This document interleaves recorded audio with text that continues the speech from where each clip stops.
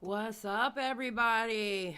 Are y'all hyped? Me and Floptina are gonna relive the crap that I've talked about this week and everything else maybe going on. I must have missed some stuff because I've been on this Twitch stuff all week. And as you can imagine, you can hear in my voice, I just woke up. Yes, I just woke up from a nap. So, yeah. But at least this time, I had the thing to tell you. It was public, you know, and at least it's not the poo-poo fest that it was last Sunday.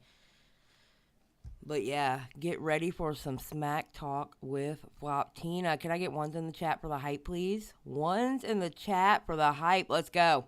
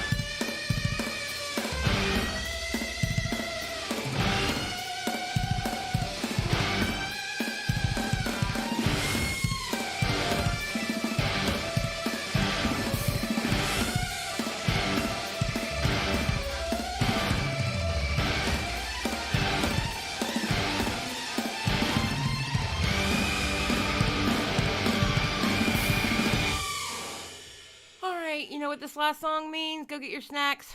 Go get your drinks. Go get it, whatever it is you need to wake up. I have coffee. Or whatever you need to chill out and listen to us two jerks talk about the world. Let's go.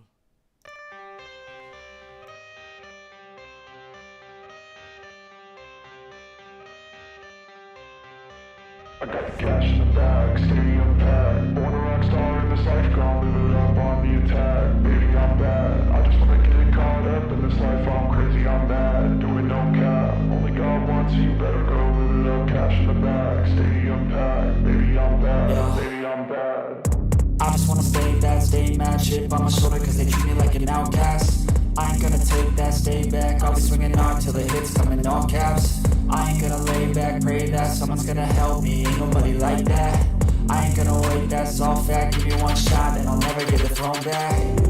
I'm sick of being cautious. I'ma go cause something, can't stop this. I'ma steal everybody's lane, call it shoplift. Sick of hearing everyone complain when they thoughtless. Taste the pain, it's like candy canes. It makes me go change into a better frame, into a better name. Society's the same, we all live for fame. Yeah. Cash in the bag, stadium packed. Born a rock star in this life, gonna live it up on the attack. Baby, I'm bad. I just wanna get caught up in this life. I'm crazy, I'm mad. Do it no cap. Only God wants you, better go live it up. Cash in the bag, stadium packed. Baby, I'm bad. Baby, I'm bad.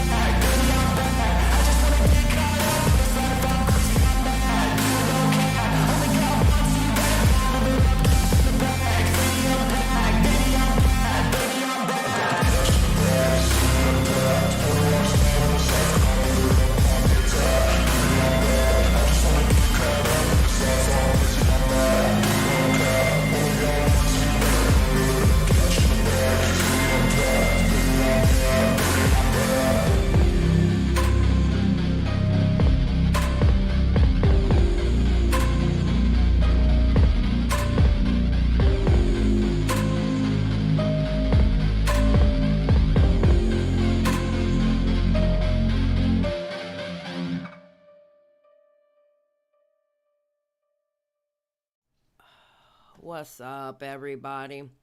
Oh, and it should be the last day I'm not in front of the camera because I'm taking the day off tomorrow, FYI.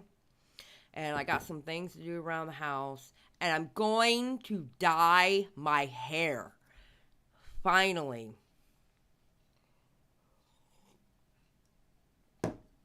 So, I'll be back on camera on Tuesday. Alright, let me go join Floptina. Hello.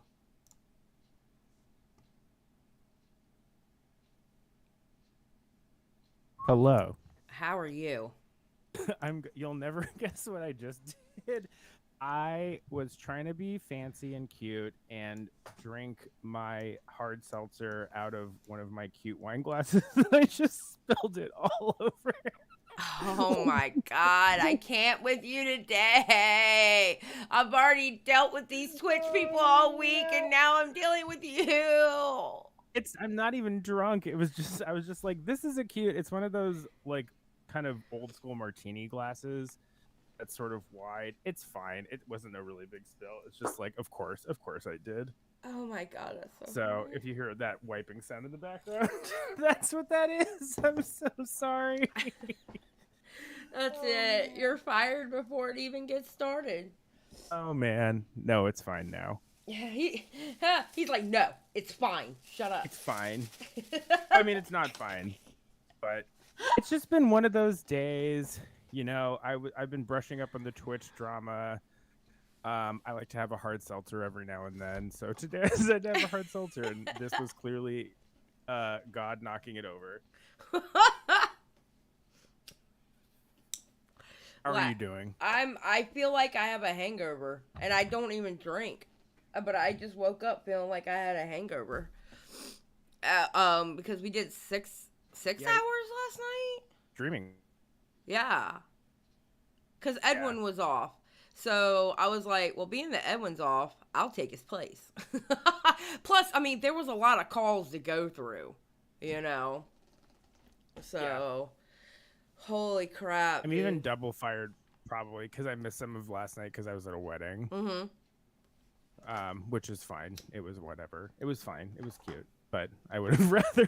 Did you have fun? I mean, did you have fun at the wedding at least? I did. So I used to work in catering, and I've probably been to, like, the catering company I used to work for years and years ago mostly did weddings. So I think I've been to, not exaggerating, close to 150 weddings in my life. So some just receptions, some full-on weddings, but it was cute. It was like family, friends. It was kind of a business casual situation, so it wasn't really stressful. I didn't have to put on like a full suit, but yeah, I've just been to so many weddings in my life. They all kind of blend together at this point. You know, it's funny because coming from working in a bakery for so many, I used to be a cake decorator. I don't like birthday cakes. Like, oh yeah, I can see that because you've done so many. I've done so many. I don't like birthday cakes, and I don't like pumpkin pie anymore. Between I can see that. Between cake decorating and working in a bakery, I just especially it was a Sam's Club that I was opening up as the bakery manager, and oh nice, yeah, and then Thanksgiving rolled around, and the amount of pumpkin pies that we did, I don't like pumpkin pie anymore. I don't like the smell. Yeah, you probably have the smell. Yeah, I was going to say the pumpkin spice smell probably is like PTSD for you at this point. Yes, huh? yes. It was so many. Now, it was a Sam's Club, so their home office is in Bentonville, Arkansas, right? And people were grabbing the pumpkin pies so fast. I had to bake the pumpkin pies, put them in the cooler and the freezer, and I'm getting calls from Bentonville, Arkansas going, your freezer and your cooler's running too high. Yeah, I guess so, because I have 1,000 pumpkin pies I'm trying to cool down. Just shut up and leave me alone. Oh, my God. Oh, my God. They monitored your freezer temperature remotely? Let me tell you something. That's crazy. When you're working for the Walmart company, it's like you're working for God. They see everything. Jesus Christ. That would stress me out. Swear to God. Yeah, it stressed me out too because I'm getting a call from them like every hour on the hour. Why is your freezer running high? Why is your cooler running high? Because I have 4,000 pies in there. Oh my God. It got to the point they started calling my general manager because I had an attitude. I'm like, I just looked at him.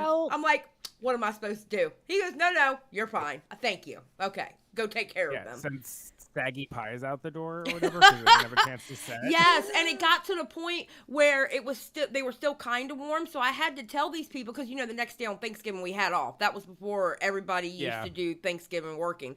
Sorry, your pie is lukewarm. Yeah, I did. I told them that, and I told them as soon as you get home, you need to take this pie and you need to open it up to let it cool completely before you close it up in the package, or you're going to have condensation. I had to tell it was ridiculous. Hold on one second. I got to blow my nose for... Yeah, you're fine. Oh, look. See, they didn't even hear me. Hold on. I got to blow my nose for a second. All right, hold on. Oh, my God.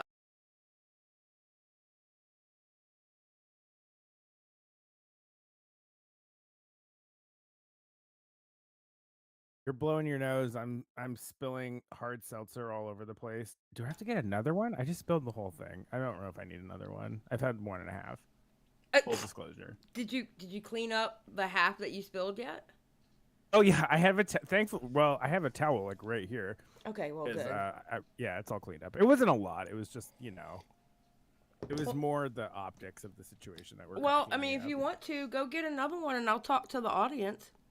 Okay, give me 30 seconds or less. I will count. All right, everybody, how are y'all doing today? Floptina and I are having technical difficulties as always. I don't even eat sweets anymore. Just look at a cake and I gain weight. I know that's right. I do the same thing. No, I don't like. I can't eat birthday cakes anymore. I don't like pumpkin pie, and I have PTSD from making those big muffins at a Sam's Club too. You probably never want to write the words "Happy Birthday" with icing ever again, either. I would imagine. Sorry to twist the knife.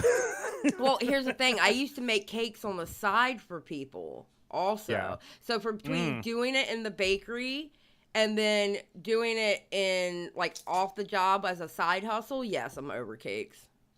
I will never decorate another cake again. And I don't have any kids, so I can stick by that. Fun fact about me, I'm low-key obsessed. Not obsessed, but I'm pretty into cake decorating YouTube, even though I don't decorate cakes or really eat cake that much. Are you talking about there was this one guy, I see him on the shorts. Yeah. Real I always forget his tall, skinny, good looking dude, and he'll do like these crazy cakes. He did this one with rock candy, like it was opened up. And the geode cake. Oh yeah, it's like sweet something or other. What's his name? I don't know his name, but oh my god, Black guy, right? Yeah. Yeah, I like him a lot. I watch him I watch the cake decorating shorts. I watch him, and then I like this other woman named Baked by Mimo or something. She's a Muslim woman. And I've seen her too. Yeah, she's cool. She's pretty big on TikTok, but she's really funny. I like her shorts a lot. So, I find it like relaxing. Yeah, like the way they do the icing and like the piping and stuff. It's kind of like, I'm not into ASMR, but I'm into cooking and cake decorating shorts and videos. I find it very relaxing.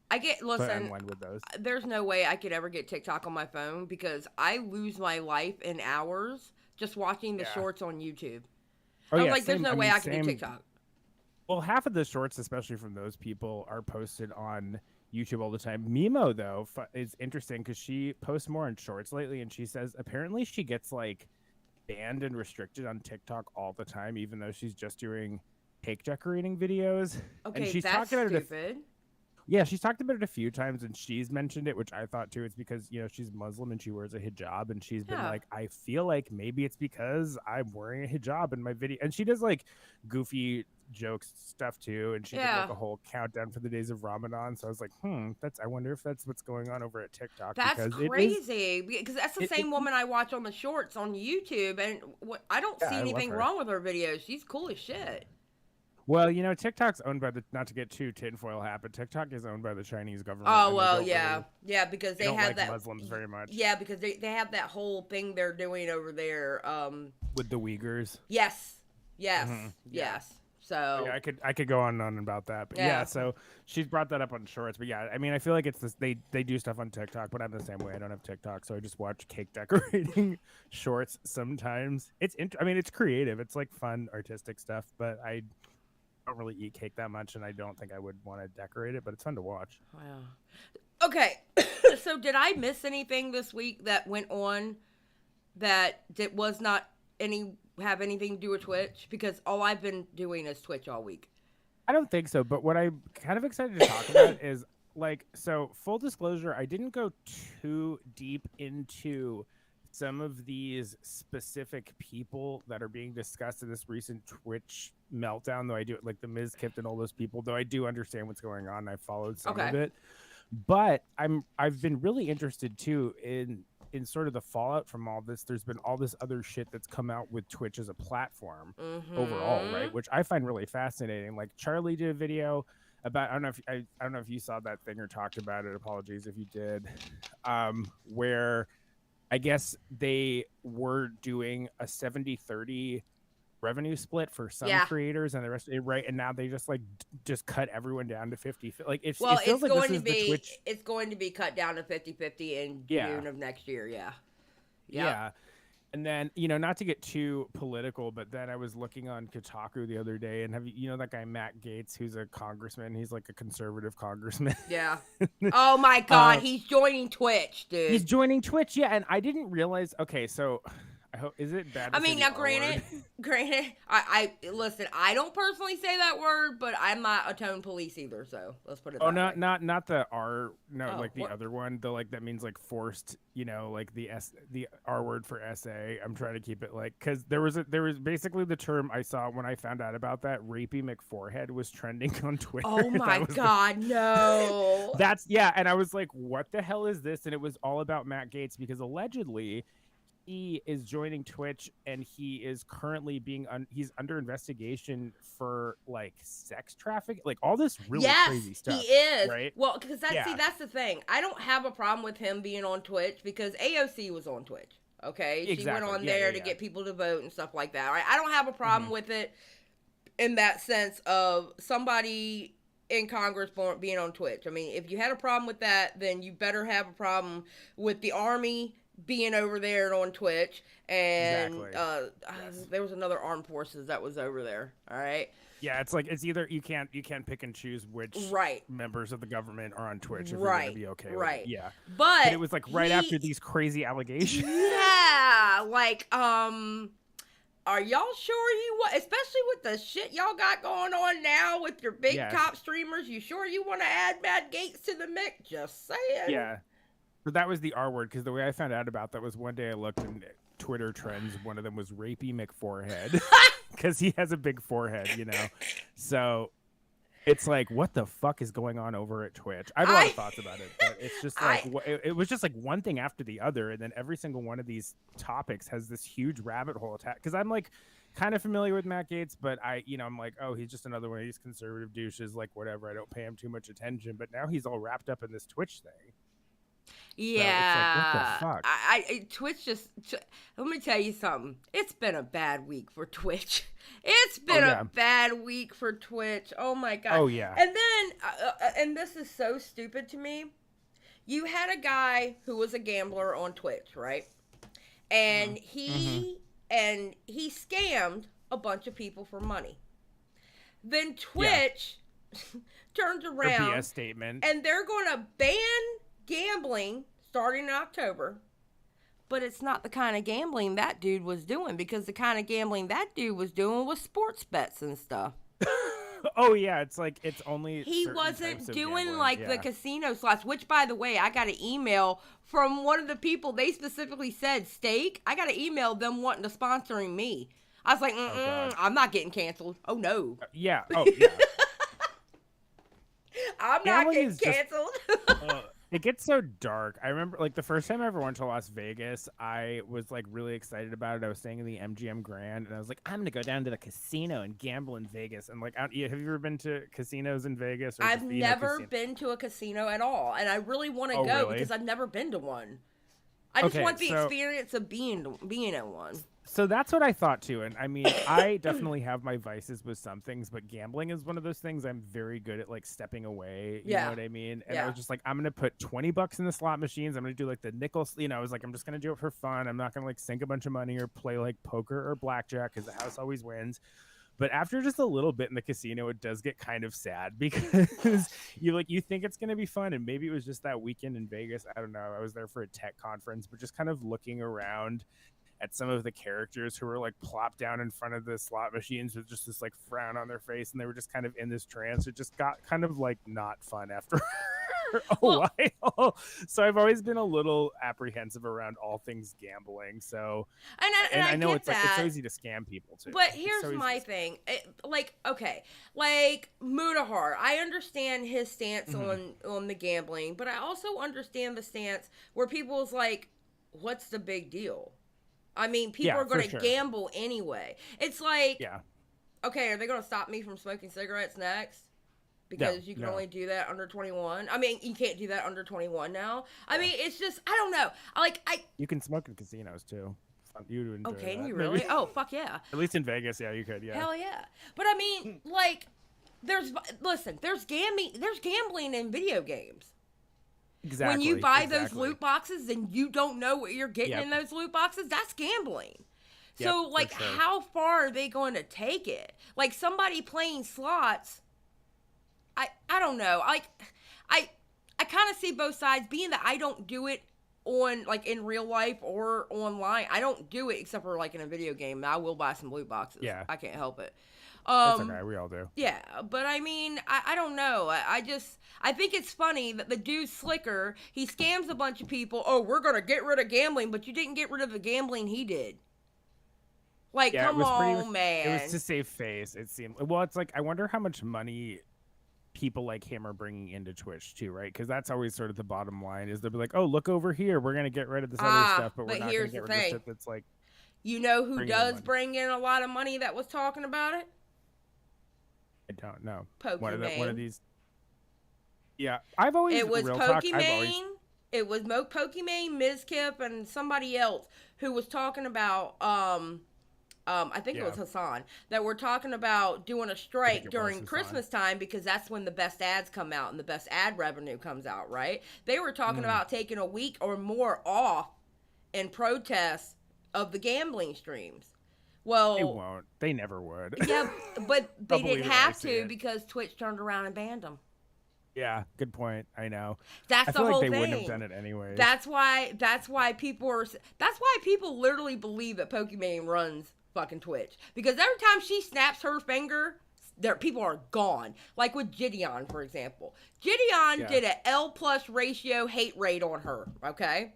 He is permanently banned for the platform, but you got this damn girl having sex, literal sex, on stream, and she only got 7 days. Yeah, and then it's like with all this other stuff too. Like That I makes feel no like sense. the thing with gambling is people are probably like, oh, gambling is a predatory practice that cheats people out of money. Blah blah blah blah blah. Are we really going to sit here and pretend that doesn't happen in other areas of Twitch outside of the gambling? Well, circles I or will whatever say you wanna this. call it, right? I do understand Mudahar saying that those streams should be 18+. I get that. Mhm. I get that. I get the gambling, like with the slots and shit like that. I get those streams maybe should be 18+, honestly. Yeah. Because it is an 18+ activity. I get it. You know, but yeah, I mean, I think it's funny that Pokimane, I've always fought against people saying that Pokimane was, like, running it over there. But then I get this example, I guess because I'm really into the story, and I'm like, oh shit, are these people right? Are they right? I mean, even if she's not running things, I don't think it's too out there to assume that she has some kind of relationship with some higher ups at Twitch, just given her platform and her following. You know what I mean, right? And it's like that's I would say that's in their best interest to at least preserve their creators. It's because even if she's not necessarily bringing in a lot of money for them, which I'm sure she brings a lot of money, yeah, but it's also just because she's one of the most famous Twitch streamers.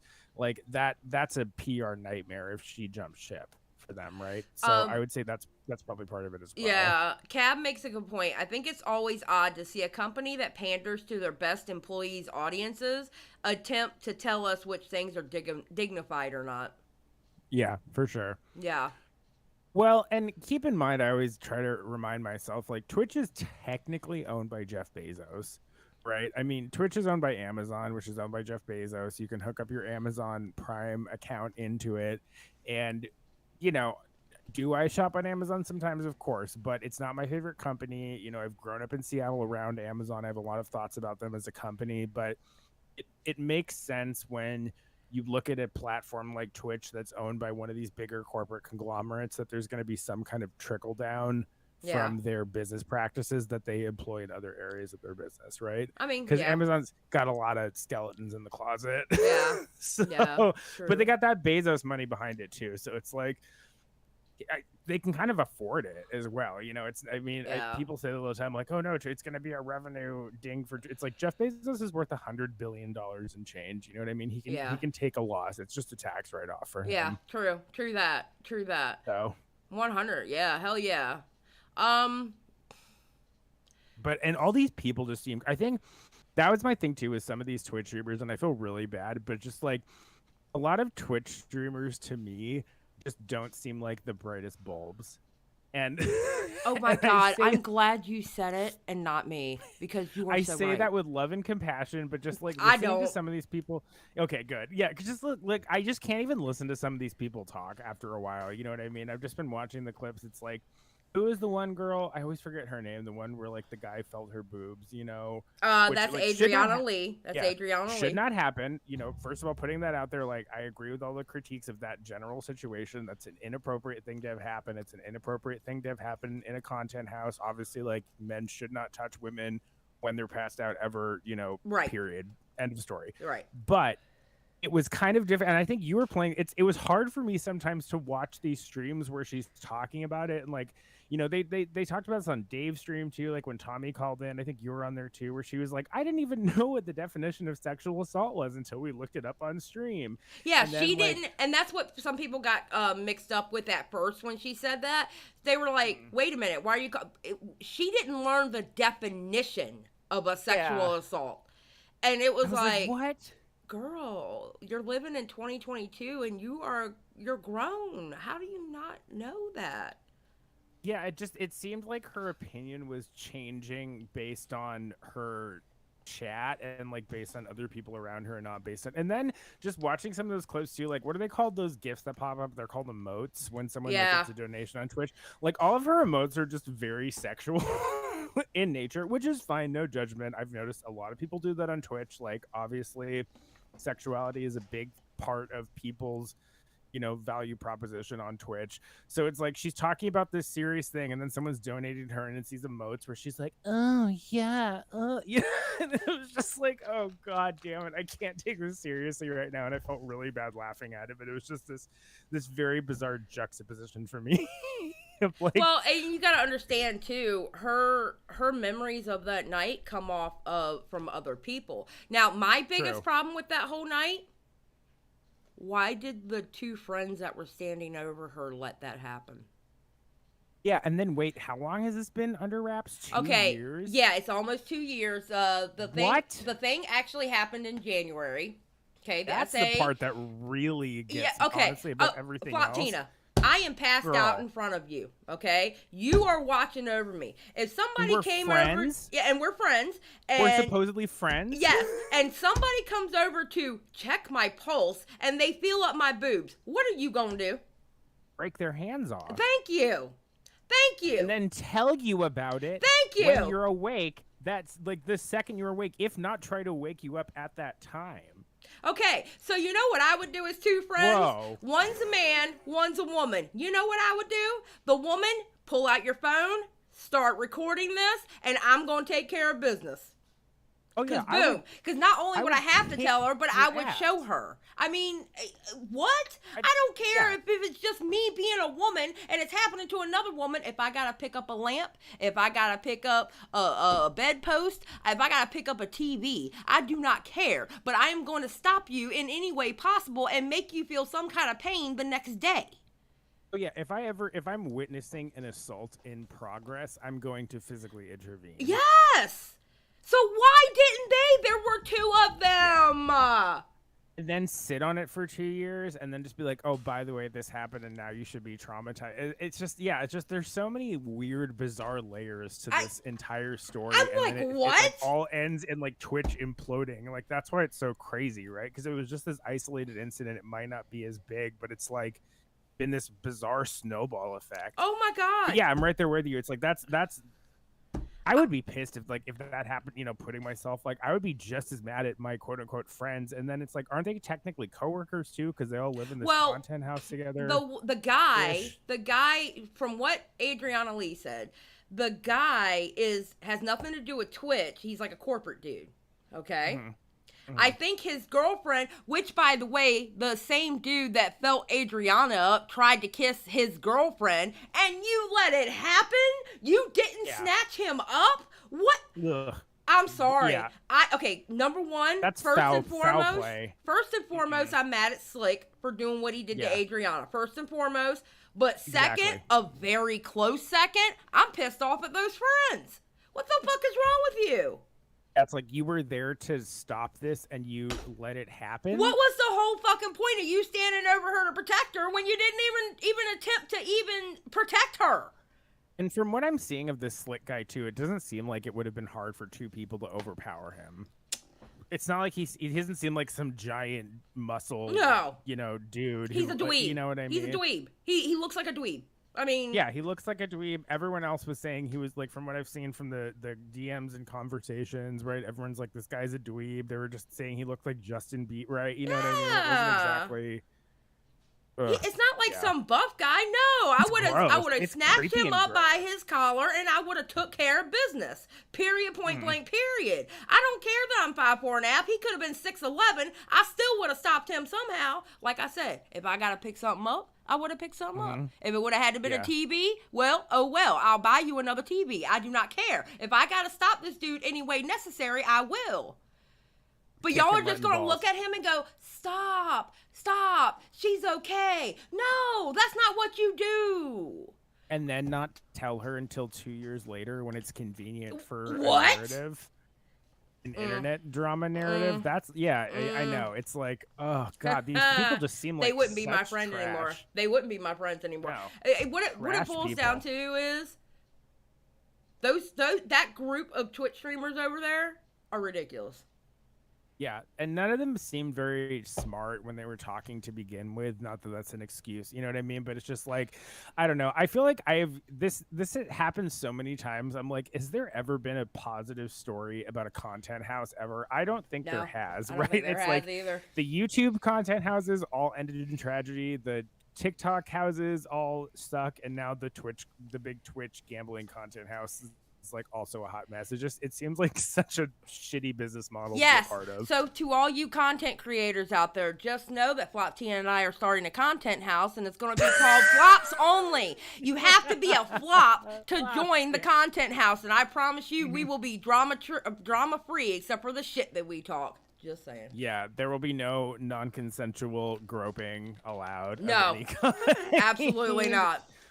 Jesus. Well, and then I know you've talked about that on stream too, but it's just like, if I'm afraid someone's passed out, everyone's like, you check the pulse here, you check the pulse here. I'm like, you check if they're breathing first. You know what? Break out a mirror. Yeah, and put it under their nose and see if they're breathing. That's all you have to do. You don't even have to touch them. Just grab, and with as many girls that were there, I'm pretty sure somebody would have had to make up something. You know, just a piece of glass of some kind, whatever, under their nose and see if they're breathing. You don't have to check pulses. You don't have to touch the person. Well, I call full bullshit on that. It's you checking the pulse. Checking the pulse, my ass. I ain't dumb. I know. Yeah, me too. Come on now. Ridiculous. Yeah, just the whole thing is ridiculous. And now it's like, so maybe, I don't know, could you clarify this? I'm sort of confused, but I understand too. So it's like, this has led to the Twitch implosion because this got so much attention on it. And then as a result, Twitch decided to adjust their policies around gambling just because the situation had attention on it. So how this started. The whole thing started with a conversation that Ms. Kiv had with Pokimane and I want to say Hassan. I don't remember the third person. I want to say it was Hassan, okay? And then that's when he was freaking out about it, right, too? When Hassan was like, I'm in Los Angeles. I wasn't there. Blah, blah, blah, blah, blah. No. Okay. Sorry, I'm all over the place. It was a conversation that Pokimane, Ms. Kiv, and I want to say Hassan was having about doing the protest against gambling. Mm-hmm. Which in turn made and then Hassan and then Ms. Kiv went on Twitter talking shit about it. Yes. Then Trainwrecks, a gambler, talked shit under him, and he mentioned about the cover-ups of SA that Ms. Kiv has been covering up. And he said, and I quote, he said, all those girls. So there's more than one story that Ms. Kipp is hiding. And then under Trainwreck's tweet, you had XQC come in and go oop or something like that with the zipper lipped emoji. And then that's when everything exploded. Okay. Because if it's someone who is theoretically feeling up people when they're asleep, it's like, how many times could that have maybe happened where there weren't witnesses, right? Is that kind of the speculation around it as well? Wait, say that again? when when he says there was other girls, it's kind of the thought process would be like, wow, if he did this to someone while they were passed out and there were witnesses, has he maybe done this to other people who were passed out when? Well, I don't know, because Justin Minks, allegedly, all speculation. Justin Minks, when she went live, she said, and you saw this in Bo Black's video. Yeah. She said, well, this isn't what Ms. Kiff was covering up. So what was Ms. Kiff covering up then?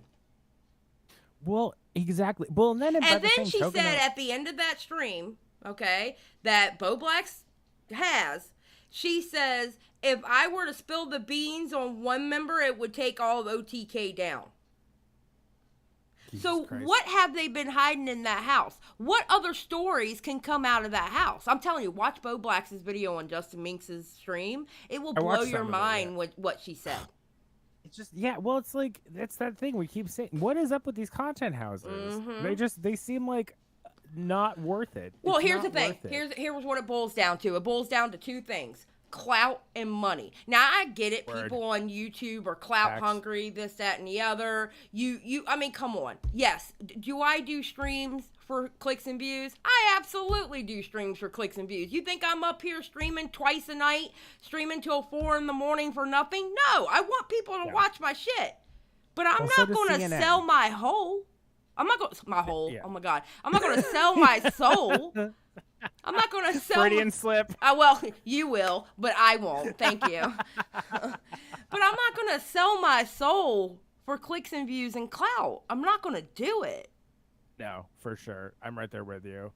Well, and it's just like, I've heard all these stories about these content houses and they have all these predatory practices, right? Like, wasn't that a big issue with Team 10 or something? People were like, we weren't getting as much money from our contracts, and it's just, I just feel like this is a tale as old as time with these content houses. Content houses are a bad idea.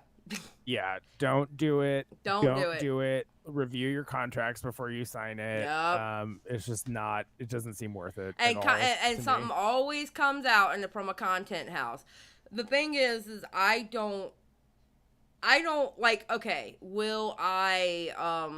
What's the word? Would I collab with people? 100%. Especially if a bunch of us lived in a certain area. Yeah, I'll collab with people. I'm not living with you motherfuckers. Because how do I know what the hell you're doing in your room?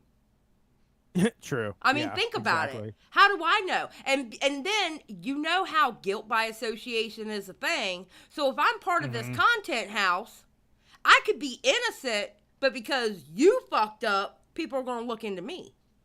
Yeah, don't shit where you eat. Exactly. Exactly. That's exactly it. I know. It's crazy. Well, and then just the way, Justin Minks too, what was up with her, like, manic breakdowns that she was having on stream too, right? Apparently she was going through some kind of mania as she was in that live stream. Yeah, it was. And the sad thing is I really liked Justin Minks. The reason why I liked Justin Minks because she wasn't like a normal girl streamer, okay? She wasn't like the cute, pretty girl next door. She was like, I can do it just like the dudes can do it. She could talk like them. She can do the stupid, like, things that they do. She did it just like them. That's one thing I respected about her. But dude, after this, I can't support her anymore. I can't. Because she's hiding shit too. She knows shit in the background and she was sticking up for that motherfucker. No, I can't do it. Yeah, it kind of feels like everyone banded together to cover this up, and now this poor girl's been kind of like thrown out into the wild, having to talk about this and like look up the definition of sexual assault on screen and stuff like that. It's like, Jesus Christ. And this girl, she was told, oh, you'll still get invited, you won't be blacklisted, but she was blacklisted anyway. So you motherfuckers should have told her the truth from the beginning, and that way she could have just, if she was gonna get blacklisted anyway, she might as well just told what really happened in the first place. But she wasn't. Yeah. But she wasn't told. I was like, "Girl, you need to get rid of your friends. You need to get rid of your friends." I don't trust any of them. No. They all seem very opportunistic. Well, and unfortunately, it's like for anyone who spends, because they're in LA, right? Are all of them in LA? Hold on, Nerdy John. The quotes, "I'm not like other girl streamer." What do you mean by that? Nerdy John comes up with the stupidest shit to say sometimes. Oh no. He does. I can't help it. I love him to death, but sometimes he says things that I just want to pow right in the kisser. No, she wasn't. She wasn't like, okay, when I say she wasn't like the other girls, Nerdy John, she wasn't like the pretty, sexy girl next door type of streamer. She was like, I'm going to give it to you just like the dudes do. Because that's big over there, too. That's big over there, the pretty, sexy girl next door type. Oh, and they're not in LA, they're in Austin. Yeah, they're in Austin. Yeah. Okay. This was a group of Austin streamers. Not that excuses it. I was just going to say LA especially. Yes, it's Kevin. Like rampant with these kind of... I'm reading the chat, too. Chesapeake was about her clout and money and made herself useful to stay in the loop. That's why she dropped every person that made it difficult for her to be adjacent to the clout. Oh. Yeah, it just seems like, well, and I know also too, like they're all pretty young. Like as I was looking into these people, you know, they're all for the most part in their early to mid 20s, you know, and they're dealing with a lot of money and fame. But I think that's kind of one of the weird byproducts of some of this internet stuff too, is it's like normally when you go the celebrity route, especially if you're like an actor or a singer or something that's more conventional, you've got a whole team of people to manage you and to sort of manage your relationships. But these Twitch kids are just like getting on the internet, making a hot mess of themselves. And it's like, maybe I'm sure they have like managers and things, but they don't really seem to have the same team behind them that say like an actor or a musician would. So they're kind of left to their own devices. And it's like, there's just so much potential to make an ass out of yourself. Yeah. Death Water. I wonder why she hasn't gone to the cops. The cops wouldn't do nothing with her. The cops wouldn't do shit. The cops barely do anything if you go to them with rape. Yeah, what's the statute of limitations too? Well, I think it might still be within the statute of limitations, but it's like that's not even like technically rape, right? I mean, it's inappropriate and it's assault, but it's like not considered rape necessarily in the eyes of the law. Yeah. I want to say, right? It's like it's hard to go to the cops with stuff and they'd be like, "And this happened 2 years ago. Why didn't you tell us then?" Yeah. So are you guys stood there and watched and did nothing? You're accomplices. I'm gonna be honest with you. I'd end up fighting them. I'd end up fighting the two friends going, wait a minute. You didn't physically stop him? What? Yeah, I would listen. They're just as at fault in my mind. Like me the too. fact that they stood there, covered it up, let it happen. No, don't do it. Don't touch her. Yeah, right. You said that. Why not try a lawsuit then? It's still the law. It's still the law. The law isn't going to do anything about what happened, Deathwater. I mean, here's the thing. Here's the thing when it comes to the law. They rarely don't. They just don't give a fuck. You know, that's why a lot of people don't go to the law. Honestly, they should, but and then they you don't. have to like prove like that's always this. I don't know. I watched a lot of Law and Order SVU. I don't know if anyone else likes that show. I really like that show, and they've dealt with that. And not that that's like a totally accurate representation of the legal process, but they've had a few of those episodes that sometimes they're based on real police cases where it's like a pretty brutal case, but it's like you still have to prove things in a court of law. And, you know, I've watched a lot of Judge Judy, too, and that's one of my favorite Judge Judy quotes is, "That's hearsay, sir." But in this, I mean, it's technically is when you go in and say someone else saw this thing happen to a victim, it's technically considered hearsay. So, like, that's always when it's tricky when you get the lawyers involved because it's like, yeah, this thing may or may not have happened, but when you run it through the legal process, there's all these other variables that come into play that can, like, totally derail it. All right, Deathwater. She goes to sue. You think she's blacklisted now? No one on Twitch would ever trust her again if she sued. Well, that is good. Lawyers would jump at the chance to, but it's like they're not doing it because they think they're going to win the case. But that's only a temporary fix. Yeah, that's only for a temporary fix.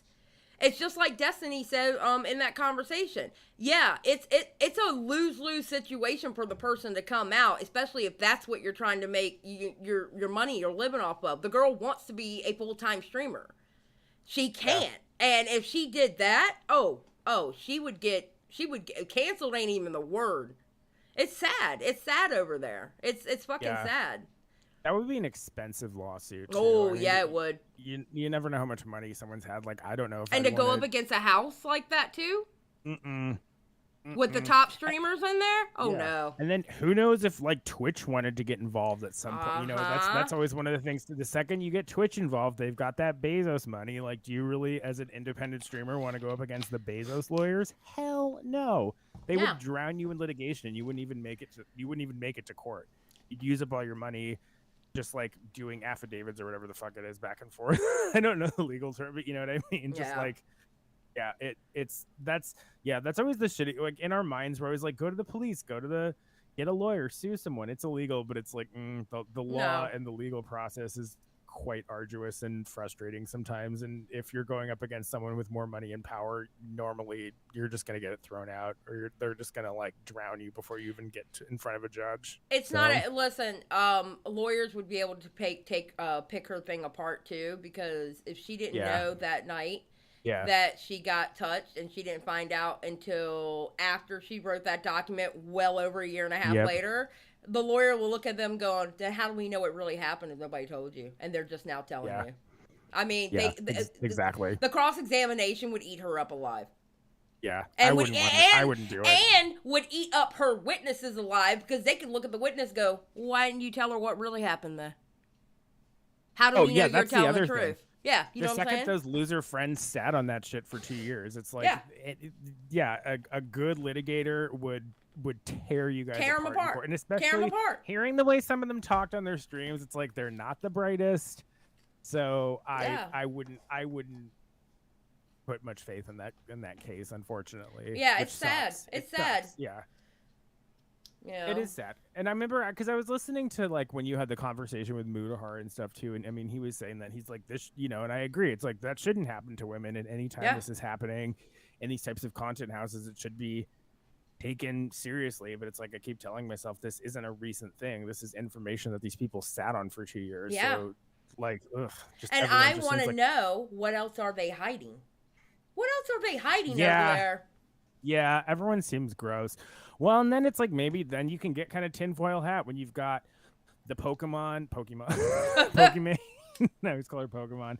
The Pokemon connections, and it's like you never know. Maybe a lawyer from Twitch did send someone a letter, or like a cease and desist or something. It's like who knows if there was some sort of like higher level Twitch legal involvement behind the scenes. We probably never will know. And the most sad thing about Adriana Lee is like, her whole defense is based off of what everybody, because she was knocked out. So she does not know firsthand what happened, because she was knocked out. She was blacked out. She was asleep. So everything that happened to her is based off of what she gets told. Mm-hmm. It's like, damn. Yeah.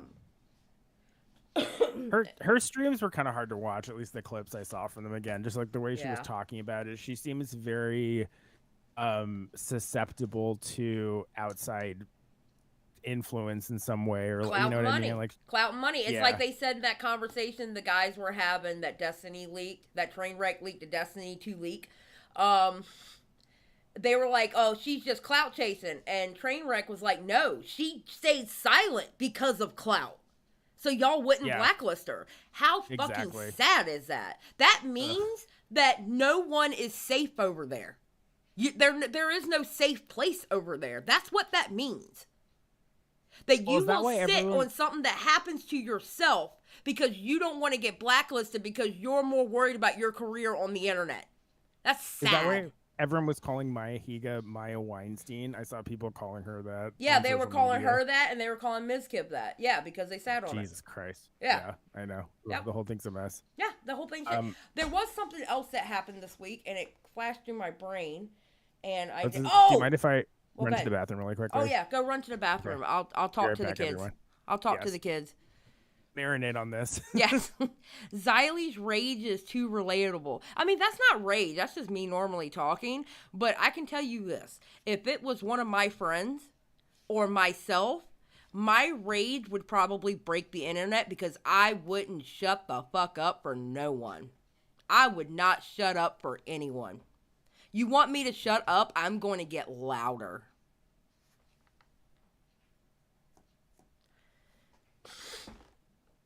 I mean, period, point blank.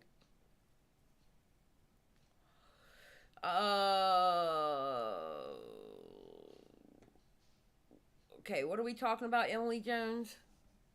What is Emily Jones talking about? Okay, I'm back. It's crazy law for sure. One step on the property is all it takes. The bottom line is the legal action isn't worth it. Yes. Very true. I had a schoolmate. Some good takes in the chat.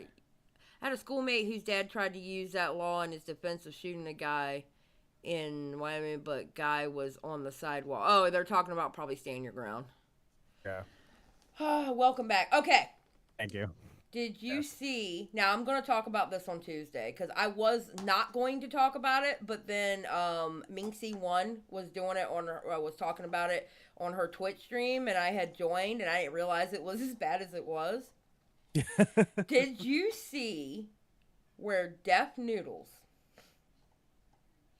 had the guy that got into Gabby Hanna's house on his stream? Oh yeah, on his podcast. I didn't watch the whole thing just because I don't want to give that guy any views, and I'm just like, I really can't stand Dennis anymore. But it seems like his views are down so much. Have you noticed he's been putting he put Gabby Hanna in a title a while ago, like about a week ago, right? He was like, I'm dating Gabby Hanna, and then today I think it was, he dropped another video that says I got canceled because of Gabby Hanna. Yeah. And then he had that guy on his podcast who was just like lying the whole, right? It's like, that guy's just a total liar. We all know that.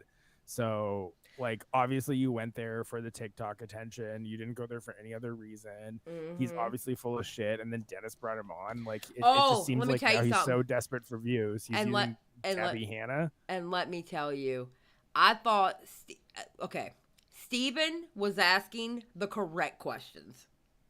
Mm-hmm. Steven had the good takes. Steven's the one that exposed that little shit. Deaf Noodles was like babying him. His chat, Deaf Noodles' chat, was pissed. Dennis has no moral compass. I think that's just been proven time and time again. And now he's been going after Nick DeRamio, who I really like too, which is just like an extra. Don't be fucking with my Nick DeRamio. I love him.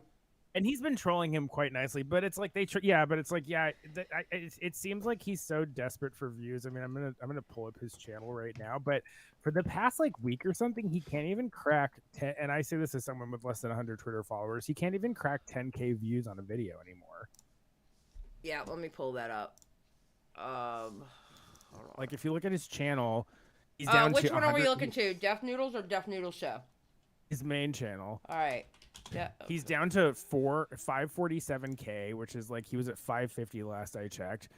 But yeah, it's like for the last video of his to pass 10K was the one about a subreddit from a week ago. Yeah. Including, and he put Blackpink in a title, and that didn't even crack 10K. Yeah, he's got 547K subscribers, 7K, 4.7, 6, 9.36. That right there tells you that his channel's dying. All right, hold on. He put Slicker in the title, right? He goes, I got scammed by Slicker because he was trying to jump on this whole Twitch thing, right? He's I almost died. Like, I'm not even watching these anymore. And yeah, he's got like 2 Gabby Hanna titles within the past 2 weeks, and then he had that dude on his podcast. It's just like, Dennis, what are you doing? So he talks about Twitch 2.1K. All right. He talks about Twitch 2.1K. Hold on. Let's see. His subreddit has totally turned on him too, which is pretty funny.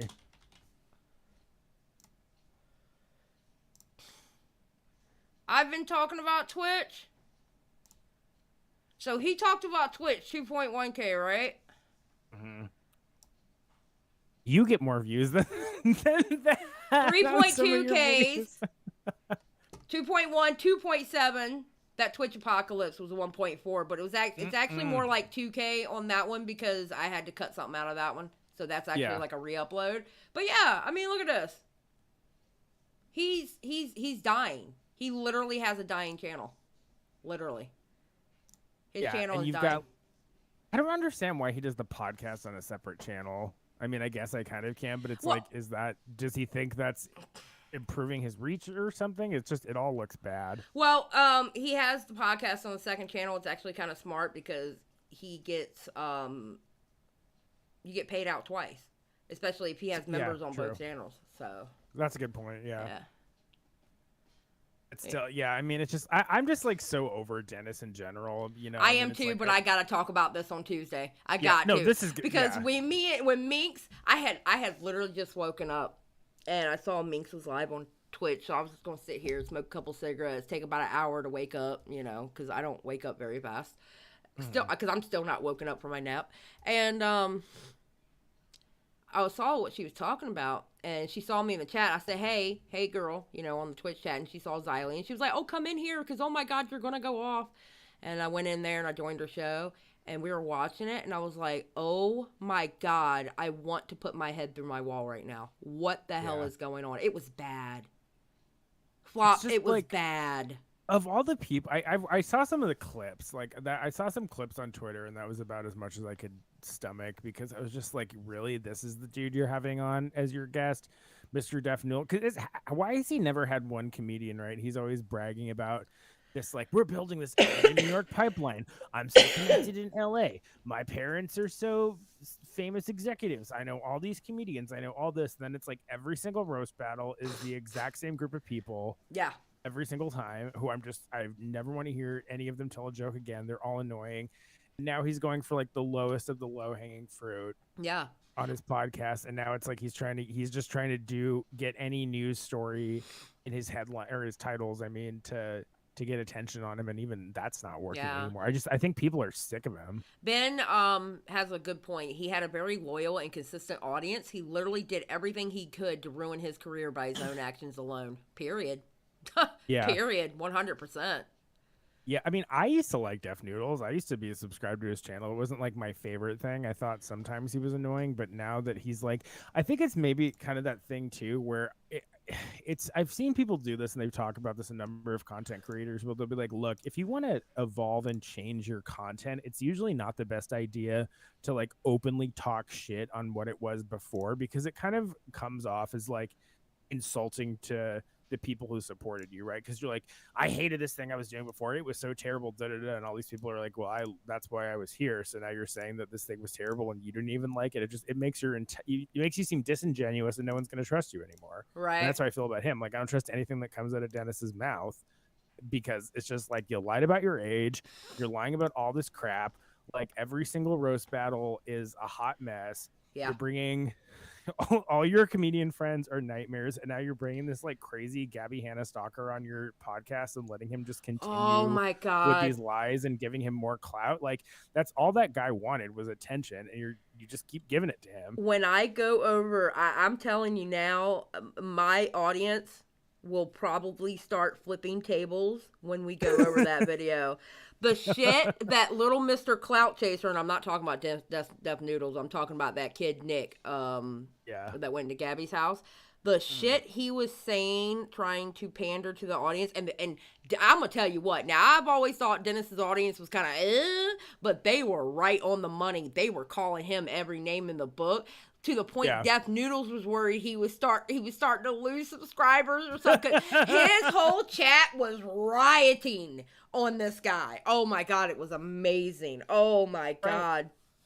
Well, because Gabby already went on Edwin's stream and talked about it too, right? It's not like she's been in hiding since that happened. Right. So it's like, bro, did you not realize that this has been discussed and exposed already? I wonder if he even did that. I mean, again, I don't think he even cares. I think he's just seeing like, oh, maybe putting Gabby Hanna and Gabby Hanna adjacent things in my video titles and like having this dude on my podcast will get me views. Yeah. It's really, that's what all he cares about, I think. Art by Esther. Xylie, I have so much to say about that video, and that guy Nick. I was livid. Yes, Art by Esther was livid because she actually woke me up by a DM, which is not her fault. She didn't know I was sleeping because it was in the middle of the day in which a normal person would be awake. Shout out Art by Esther, we love you. Yes. She was like the last mod standing for Def Noodles, and that broke her. She was like, I'm done. I was like, yes, we've converted her to the dark. Mod? She was the head mod over for Def Noodles. Yeah. Oh, you're right. Oh, yeah. Man. Remember, that's the one that came up and talked to us on Edwin's show. Was really nice. Yeah. And she was like, I'm done. I was like, oh, we converted you to the dark side. Our cookies are better anyway. Just saying. So yeah, man, it's just oh my god. I don't So know. I think Dennis is the dark side, though. If I'm being well, quite honest. in all honesty, Dennis is the dark side. But a lot of people look at the commentary community and see that they're the bad guys, which honestly, no, they're not. I mean, do we have bad players in the commentary? You have bad players in every single community. It doesn't matter. But overall, do I think the bad guys are in the commentary community? Absolutely not. And it's like Bo Black said, what Bo Black said about that video with the guys talking. He was like, you know, that wouldn't happen in the commentary community because it's in our best interest to leak shit out, to put it out. You know what I'm saying? Yeah, well, then it's like, again, you know, we're talking about this Twitch thing. It's like everyone says the commentary community is so terrible, but then, like, look at all these Twitch people who are the most, like, sanctimonious. And they were the moral police. I hate a motherfucker. I'm going to preach, goddammit. I'm going to fucking preach. Let me get on my soapbox. All right, I'm stomping on my soapbox. I can't stand a motherfucker that wants to act like the moral police and then come to find out they have no morals in the first place.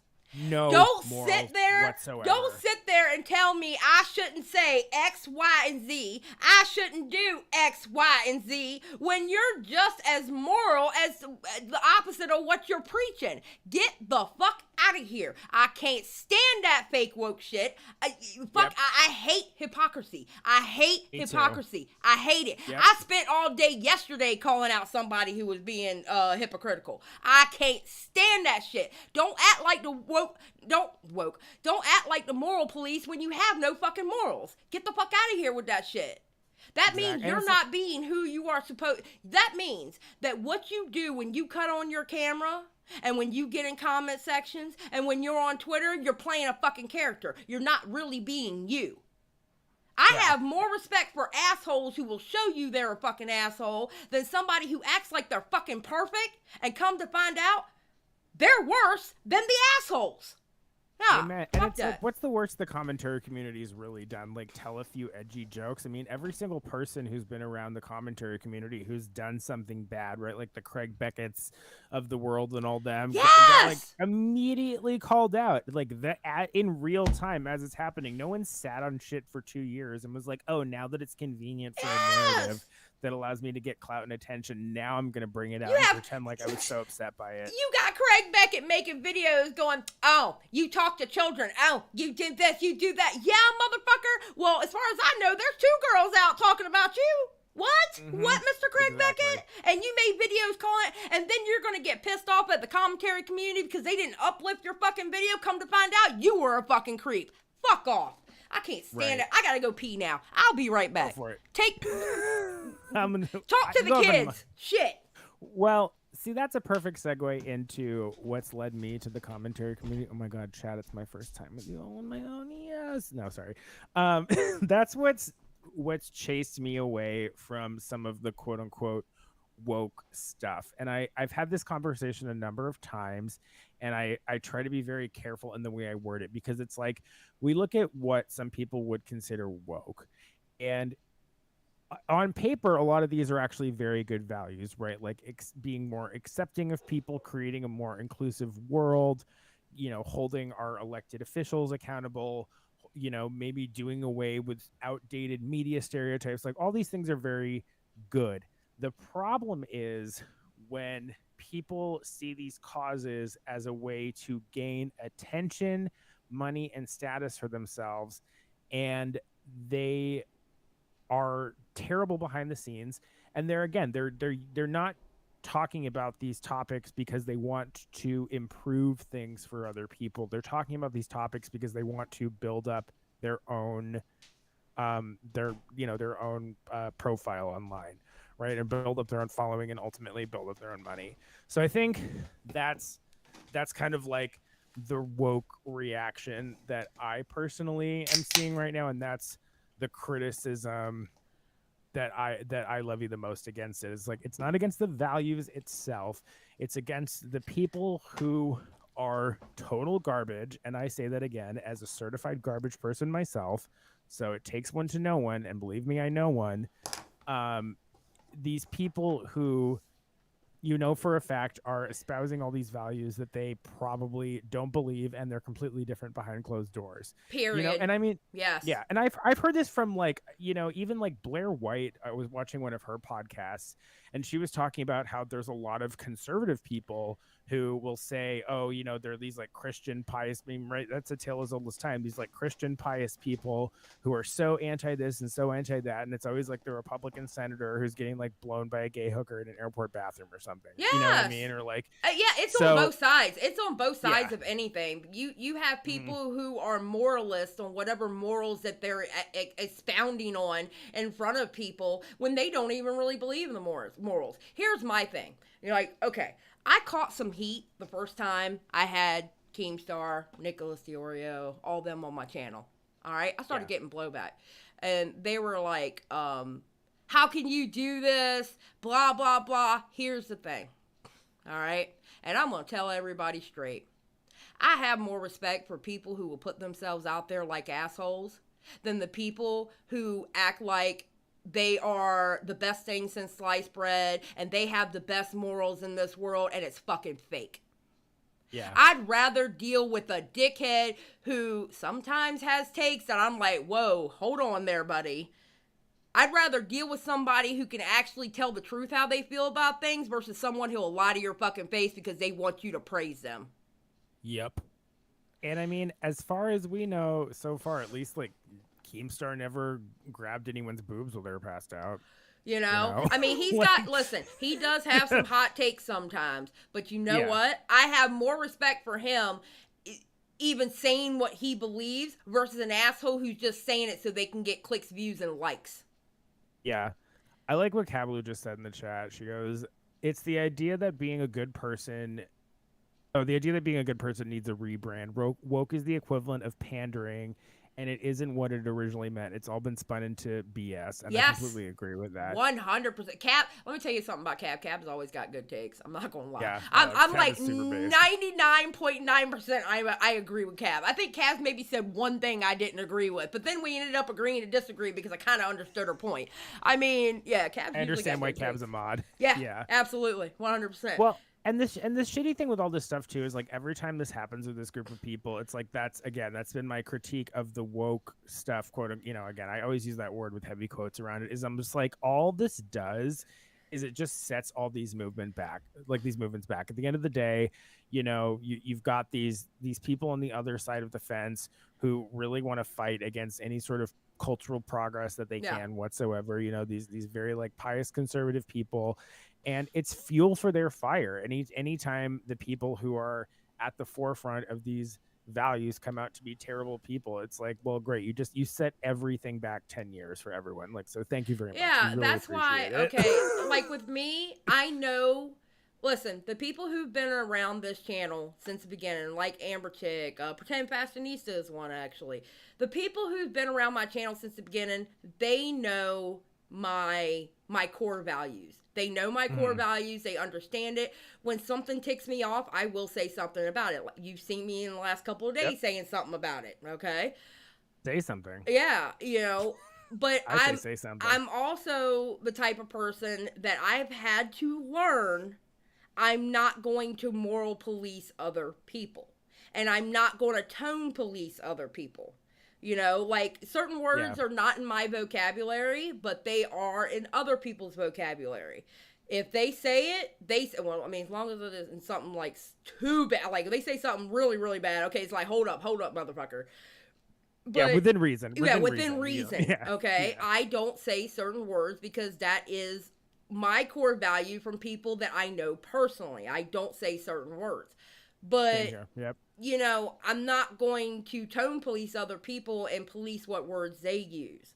Now, if you turn around and say something racist as fuck, like in the context of being racist, like with anger behind it, I'm going to say something. Exactly, yeah.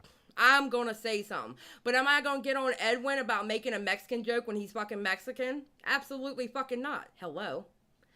Well, and I mean, I love, I think all of us in the commentary community I think something I noticed is everyone is really into comedy as well, right? Like there's always a very healthy amount of like comedy and wit and sarcasm. Right. And like, you know, me personally, some of my favorite comedy is like dark humor, edgier, right? It's like once you're a grown folk, you understand the difference between a joke versus someone who's actually saying something messed up or doing something messed up. Yeah. And at least in the commentary community, as far as I'm concerned, the core group of people has yet to come out with any allegations of like physically violating someone's boundaries or like, you know, these actions speak louder than words, right? Like when I go on Dave's show and they'll make woman jokes, or Dave will make little, I don't know, like some people, like, okay, people who clutch their pearls would go, oh my God, he's sexually harassing you. No, he's not, because I'm taking it as a joke. It's a joke because Dave and I are friends. We have that. Now, somebody I don't know can make those comments to me? Absolutely fucking not. Mm-hmm. It's like, okay, for a good example, in my chat, Amber Chick will give me money and flip me off at the same time. Exactly. Right? Yeah, Amber's a great example. I have that kind of relationship with Amber Chick. I am in Amber Chick's DMs. I know things about her family that she just doesn't put out there. She knows things about me. I am friends with Amber Chick. It doesn't mean other people can do it and I'll be like, hold the fuck up. What? You can't make those same jokes with me as Amber Chick does. Same thing with Dave. Not everybody in the world can make the jokes that Dave makes towards me because me and Dave have that rapport with each other. When Nicholas DiOrio, he loves making women jokes around me. He loves that. But I know he's joking. Hey, how often do people make fun of Matt Pitt's leg? Yeah, exactly. All the time.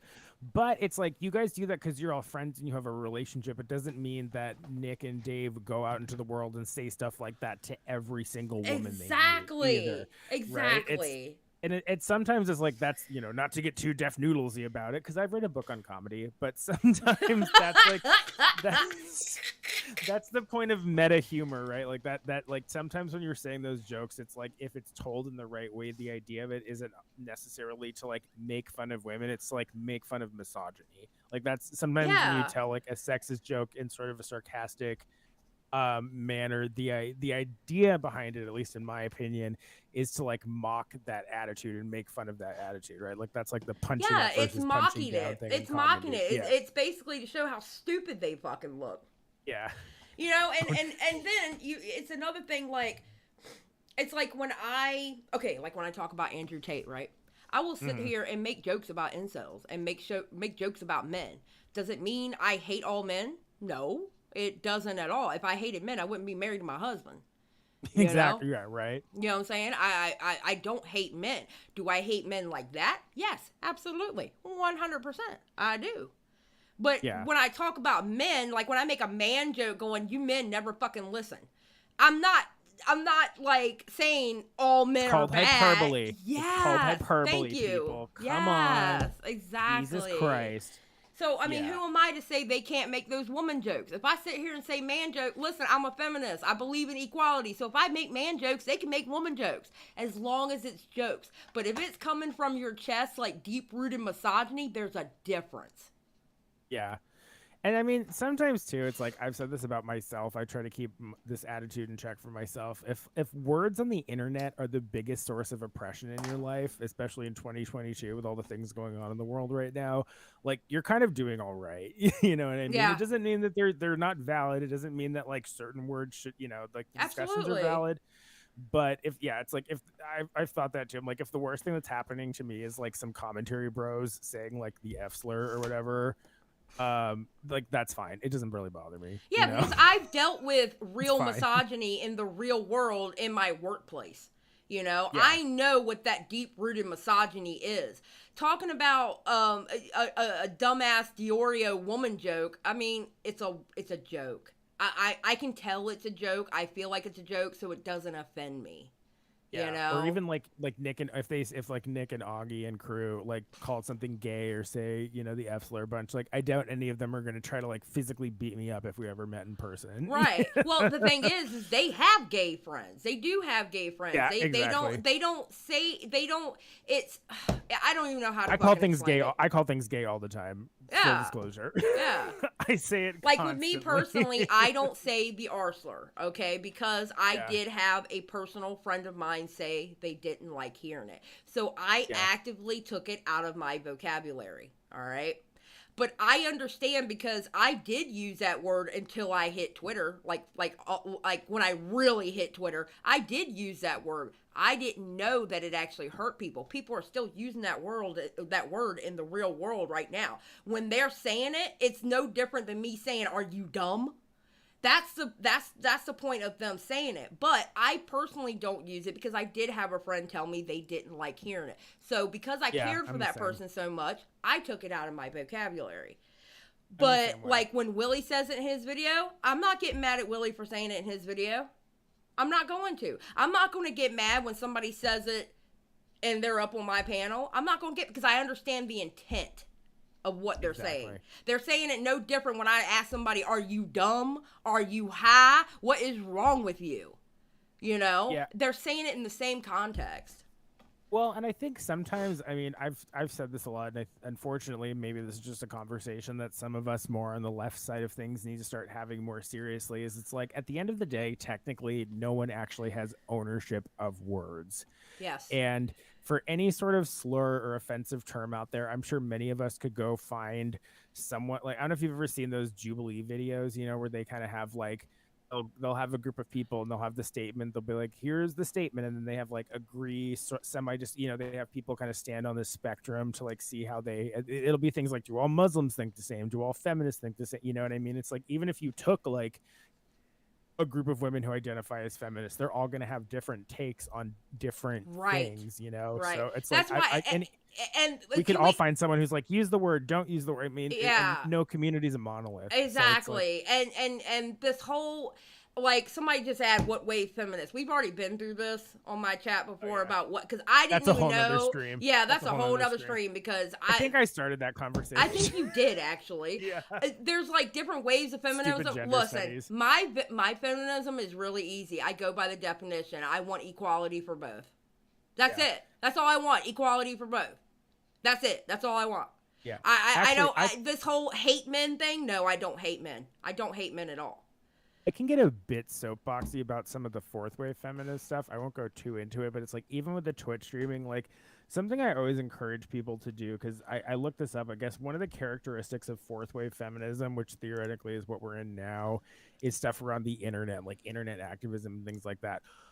All fine and good. I really encourage people who think that using social media exclusively is a form of like feminist activism to look at the situations in other countries, especially like the Democratic Republic of Congo, where the minerals that make up our electronics come from. Oh God, please, don't go deep. What are you doing? Yeah.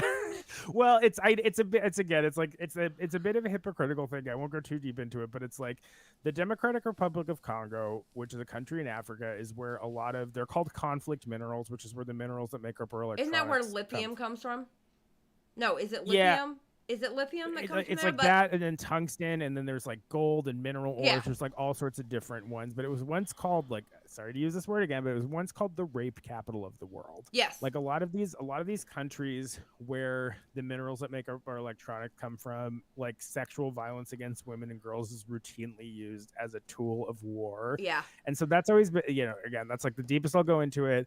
Everyone, I encourage you to look it up. You know, if you want to DM me on Twitter sometime, I'll send you links on the DRC. It's been a political cause I've been interested in for a long time. But this whole idea of like internet activism from people who go out and like, I need every new model of iPhone. I need the new MacBook every time it comes out. It's like the more electronics that you are consuming and then tweeting some of these like quote unquote feminist takes from about how you hate all men, or like fueling really aggressive conflicts around the world that we're all just so far removed from. So it's like, again, it's not to say like, don't get your electronics, you know, don't do this, but and the situation there has gotten better. And I know that's like a bit out there, but like that's sort of one of the aspects of some of these new discourses that never really sat well with me. Yeah. It's just like there's so much stuff that goes into the products that we consume every day and the electronics that we use to tweet said hot takes. Yeah. And we don't even realize what's going on in the rest of the world. That's like directly affecting. That's the problem. Women, That's the problem right there. That is the problem. People are in their bubbles. People need to burst their bubbles and figure out what else is out there. And I say this about YouTube communities too. And you have different pockets of YouTube communities. Get out of your fucking bubble. There is more to fucking YouTube than the fucking little ass community that you are in that has turned into a fucking little hot pocket of fucking hate. I mean, that's why I watch cake decorating videos sometimes. I'm telling you. Take a break from commentary and go watch Bake by Mamo decorate some cakes and like school you. I learned a lot about Ramadan from her. I didn't know about all the days of Ramadan. She did a whole series of it. It was like a very nice way to break up some of the stuff and like learn about other cultures, you know. Amber Chick comes in and goes, I hate men and women too. I know that Amber Chick hates everybody. That's feminism. She equally hates men and women. There you go. Yeah. As long as I'm not equal. racist or sexist because I hate everybody equally. That's what I always say. I mean, hate all people equally. Man, I'm gonna tell you what. After this Twitch shit, if somebody I have friends on Twitch, and I'm like, well, you're not big, so you're good. But if you ever get big on Twitch, I'm gonna side eye you. Just letting you know.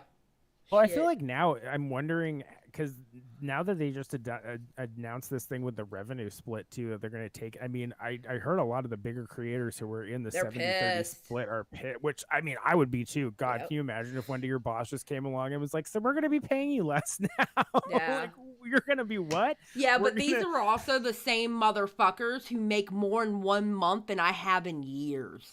Oh yeah. I'm playing a very, very tiny violin for them.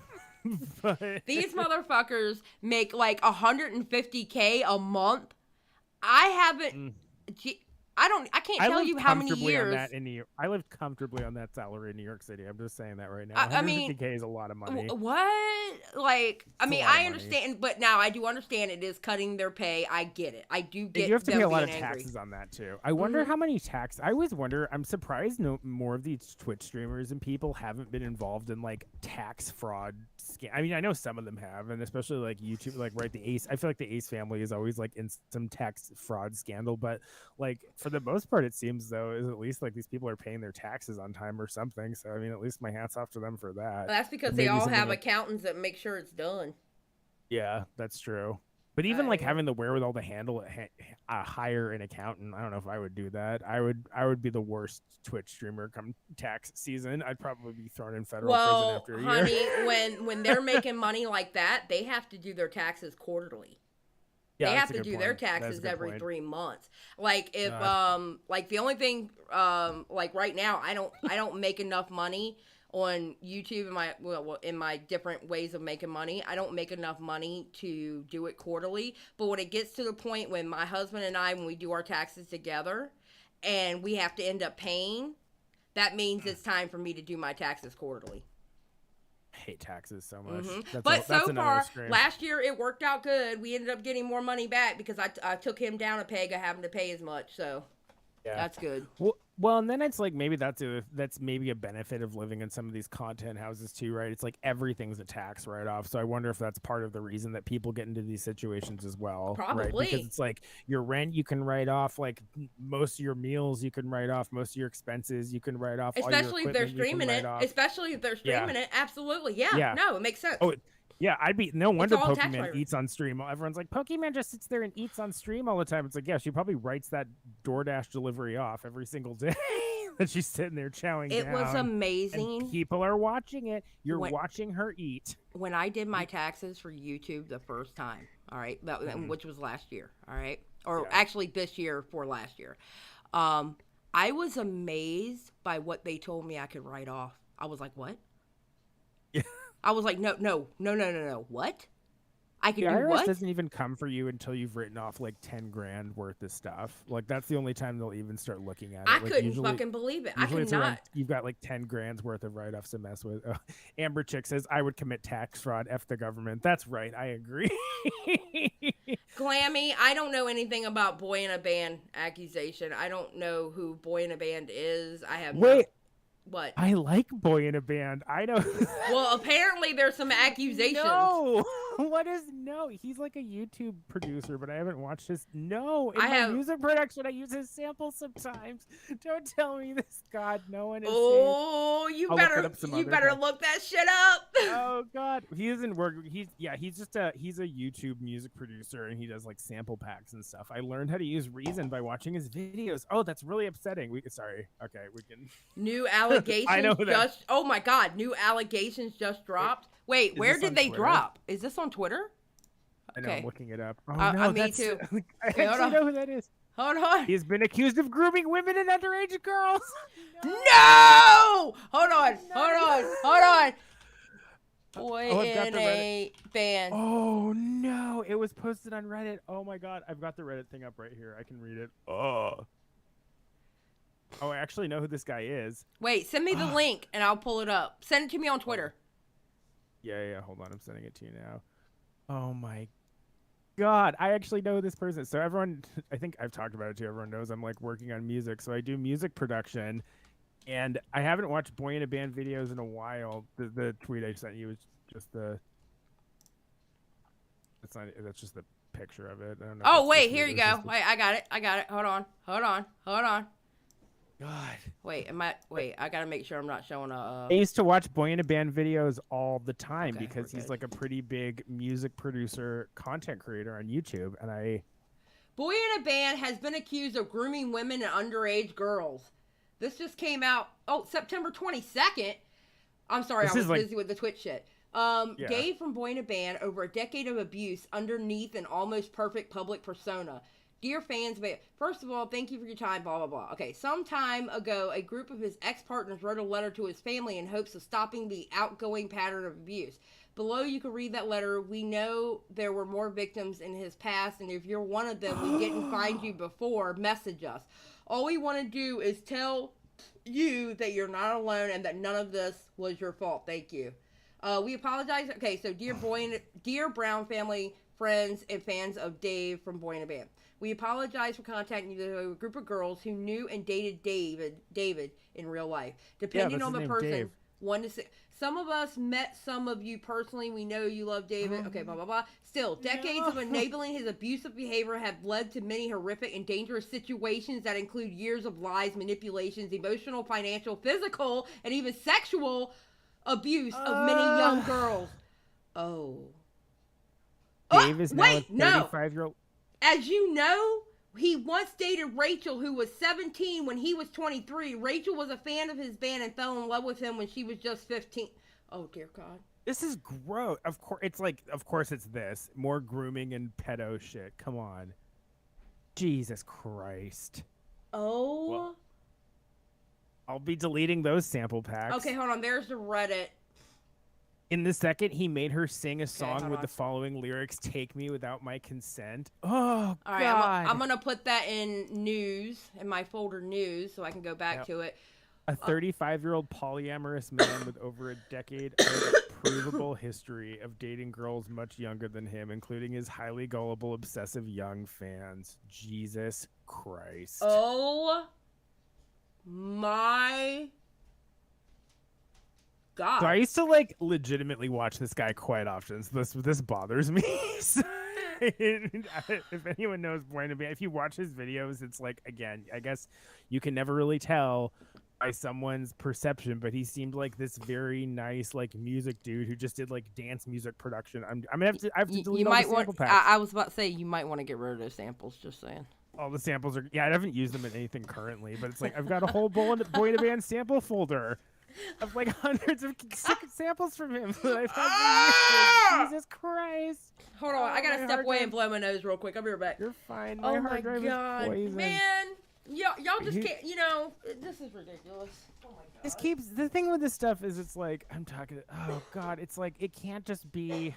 Not that I don't like to say that like there's different levels of assault that are okay, but it's like, why is it always these dudes with the underage girls, man? Why does this just keep happening over and over and over again? These guys in the music industry. Man. Can we leave the underage girls alone? Well, there went my week off from talking about pedos. All right. Yeah, it looks like a bunch of people on Twitter are talking about it. Jesus Christ. Oh my God. Oh, hey, so let's talk about some good news. Okay. Okay, yeah, this is gonna bother me all night. Yeah. Bye, Dave. Never using your kick drums again. Thankfully, there's nothing in any of the new stuff I did. Did you see that Salvo live with him and Chris Nark? I did. So that was one of my things I have. I have some of so. I feel like Nick Diorio and Augie really need to start like, what's that thing where it's like this an adult? They need to put like the adult content warning Twitter filter on their Keffels tweets, because every single day, Keffels tweets are popping up in my fucking stream or and it really it just bothers me. But I guess they were with this person Jalen, who I fully admit I don't know is Jalen, like a YouTube content creator or something. Mm-hmm. Okay. And then Keemstar, did you see this, had tweeted to Salvo, because Salvo posted a picture of him and Jalen and Chris, and then Keemstar goes, "Why are you hanging with Keffels? Did you see this?" And then Keffels tweeted saying that I look like Jaden, not Jalen. My apologies. Is it Jalen or Jaden? Okay, it's Jalen. Okay, so Keffels spelled it wrong. Well, Same no, because Jalen, I don't know if she changed her channel name because it did have the thing. So Keffels dead named her? Yes. But Keffels. But now Keffels could have got it wrong, and this is my thing on this, okay? Because I believe Jalen's name for her YouTube channel is still Jaden because of it having a check mark. I mean, okay, that's understood. Yeah, well, I believe so. So I think that's maybe the right. reason. Is that, am I correct on that? Isn't yes, okay, yeah, yes, it is. Isn't yeah, her okay? Okay. Yes, that is correct. Because Keffels' tweet still says, saying that I look like Jaden just because we were both trans is like if I were to say every racist pedophile looks just like you in response to Keemstar. Okay, so you can technically say that Keffels did dead name her, but Keffels would probably be able to come back and say that's her channel name on YouTube. Yeah, so. If it's the channel name, yeah. And I was and Keffels blocked her too. Yeah. Apparently, Chris, I told you, Chris the Narc, I just messaged you and told you to get into waiting. Get into waiting so I can drag you in here. Well, and I mean, I saw it on their stream too, because I couldn't tell if it was a joke or not, because Salvo, like, one of my favorite things that Salvo does is his ability to just go up to people on the street and do this, like, man on the street thing. I really admire him for that. But he was asking during the stream, he was asking Jalen, I'm just going to say Jalen because that was the name. Yeah. Jalen, and Jalen was like, Keffels is our queen. We love. I couldn't tell if it was like sarcastic or not, but I felt like even Jalen was just kind of doing this like, leave me out of this mess, So it's like Jalen clearly didn't even want to be involved in the Keffels drama, and then this poor girl just gets dragged into it inadvertently, and now it's like she didn't even say anything. If anything, she was quite diplomatic. So it's just Salvo being Salvo again. Salvo and Keemstar. Are we waiting for Chris to join? But yeah, it was great. I mean, I love seeing Salvo and Chris together. I do too. That was fun. Fun. What about their kiss? Oh, it was so cute. It was so cute. And then I want Chris to tell the story if he's gonna join. I love when Chris joins. Did Salvo like lose his keys? And then I don't know. I was streaming by then, so I didn't hear that story. Yeah. I was like the wedding I went to was like a destination wedding, so I was like on ferries and in cars, so I was like watching people. I was like in the car back, and people were like, "What the fuck are you watching?" I was like, "It's too much to explain." A lot of people in my life don't know about Floptina either, so that's so funny. They're not ready. My family know nothing about what I do. That's fine. Is Chris gonna join? I'm waiting for Chris. Okay, I'm gonna get some water really quickly, and I'll be right back. Because because apparently KEEM and Salvo want to. Apparently KEEM and Salvo want to say hi because he's hanging out with them right now. So I'm waiting for Chris to go into the waiting room and Mudslingers. Hello. Oh, yeah, he should. Well, I'm glad that Nick tweeted a screenshot of it because Keemstar still has me blocked for laughing at someone else's for Arts by Sakura. Arts by Sakura, it's your fault that I'm blocked by Keemstar, but it's fine. It was worth it. But I'll be right back. All right, yeah, go ahead. Let's get me unblocked. I'm trying to get you unblocked, damn it. Oh my God. Am I going to have to call Kristen Ark? Is that what's going to happen? I can't call Kristen Ark because I'm in a call. Go into waiting. Stop getting drunk. I know he's drunk right now. That's got to be it. I know Kristen Ark is drunk right now. KEEM and SALVO are supposed to be going live. Well, they can go live if they want to. Are they live now? Yeah, Arts by Sakura. I want to know something about that. How in the hell did Floptina get blocked, but you didn't? When you're the one that made the art. That was ridiculous. How did Arts by Sakura not get blocked, but you did? Because I'm back. I sent 2 tweets. The first one, I remember this exact interaction. The tweet, which was that widow thing with KEEM on it. I was just like, why is this so funny? And then I like responded with a GIF. So I had 2 responses. Like we had a little back and forth Twitter banter over an amusing Photoshop. So I don't know. I got another seltzer. Oh God, don't fill it. No, I'm not putting it. It was because I decided to try to be fancy and put it in my. That's what you Christmas get for trying to be glass. fancy, okay? Yeah. Listen. I tried to be bougie for Sunday Night Smacktalk, which is. You know, I'm actually kind of excited for us to do this in the sense of I love this. I do too. Like I could just sit and talk to you all night. I fucking love it. Yeah. I don't know. This is fun. I love everyone in the chat. We love Xylie's channel. It's an honor and a privilege to be here. I mean, last time everyone in the entire commentary community. Jesus Christ! They just went bam, bam, bam, bam. I was like, oh my God, people! I was like, I'm not ready for this. It's my first time. I know your first time, and you pretty much got bombarded by everybody. Holy shit! I know. I got like everyone ran a train on me. It was great. Yeah. Well, we know you love those. So, no, but I did, that's why, just to let everybody know, I made a room just for Smacktalk, just for me and Floptina, because, like, we were supposed to get, we were about to get off for the night, and then all of a sudden, bam, bam, bam, bam, bam, it's like, oh, shit. Salvo, Boblex, Nick, Willie Mac, it was like everyone's in here right now. Oh, my God. Thank you. Speaking of that, so I gave, so I let Salvo download that live because you saw he took cuts from it, right? Did you see at the end when he asked me, so you're Puerto Rican, right? And I said, yeah, I'm Puerto Rican. I heard what you said. And he was like, oh, and then drops out like, you little motherfucker. Thank God you're not Puerto Rican.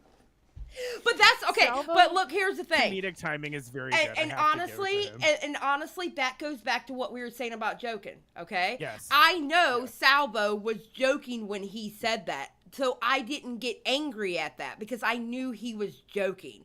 If he was saying, if he would have said that in a mean way, I would have been pissed. But I knew he was joking. You know what I'm saying? That's my thing. No, that's my thing with Salvo too. He very much reminds me of Joan Rivers in a lot of ways.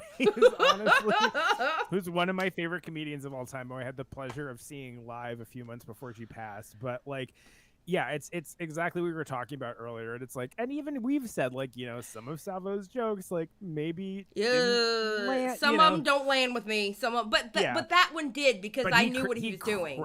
He cracks me up though. Right. But he's like, Salvo's just a masterful troll, I think. Yes. Like he really has perfected the art of trolling. He's very sarcastic, which I appreciate. He's very quick. So yeah, he's got that star quality. Yeah. To him. So I don't know what it is about Salvo. So that's why, like, that's a perfect example of not getting mad when I understand someone's joking. I understood it. Autistic guys have the biggest dicks, but they have the dirtiest buttholes. Oh my God. When he said that, I wanted to, I was like, oh my God, I hate you. He clipped it for that's on his channel. I know. Oh, I feel feel like Bo Black's gonna end up whipping his ass one day, and I cannot wait. I cannot wait to see it. Bo Blacks. Oh, that's the other thing. Are we waiting for Chris to join? I guess Chris is not messaging me back, but yet he was in the chat. He said something, and I keep telling him join the waiting, but he's not paying attention. So it is what it is. Well, if he doesn't join, he doesn't join. I don't give a shit. If they're out partying, did you see? Well, I was gonna say the end of what was it? 80/30's Twitter space. I did not go into that Twitter space. Yeah. Did you see the I did not question the mania clip that's been going around? That was the really funny one. I think it's the new. Hold on, I can message it to you because Bonnie tweeted it from the chat because I think, were they talking about Gabby Hanna? I didn't even know exactly who they were talking about, but they were talking about like manic episodes and stuff. And I think this is Bo Black's new address the allegations. I'm DMing it to you right now because Bonnie tweeted the clip, and like Nick retweeted it, a bunch of people did. It was hit. He just went, "I never questioned the mania." Wait, who said that? Bo Blacks did. Oh God, why are they coming for Bo Blacks? Why are y'all coming for Bobby? I was in and out of the space because I was like I couldn't tell who they were talking about, but it was like basically people saying someone was in a manic state, so Bo Blacks can't question them, and he goes, "I never questioned the mania." Okay, here we go. Really We're getting ready to hold on, make sure I'm not showing. Oh, Bo Blacks literally just followed me. That's funny.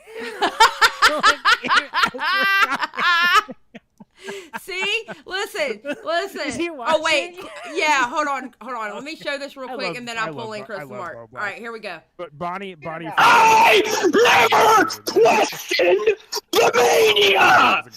Holy shit! Hold on, I gotta play that again. Okay, I'm getting ready to play it. Oh my God, Bo Blacks. I never questioned the mania. Oh, okay. And that's Bo Black's going ham. All right, Chris is in waiting. Hold on. Okay, we're pulling Chris in. Hello, Chris. Wait, I can hear music. Don't get me demonetized. Yeah. We can't private our. I'm not privating this. Hold on, let me pull up your shit. Hey, KEEM. You're live with Floptina and Xylie. Oh, hey, what's up? Hey. What's up? Yeah, I want another shot. Yo, Brantley's wasted. She just hit Salvo with a pool stick. Yes! Brantley sounds fun. Keemstar, we have a question for you. Yeah, shoot. Can you unblock Floptina? Because you blocked Floptina for no reason. I didn't block Tina. No way. Oh, You did Floptina. block me. You did block Floptina. Floptina. So Tina, I know Tina, and I did not block Tina. I would never block Tina. No, the name is Floptina. Floptina. F-L-O-P Tina.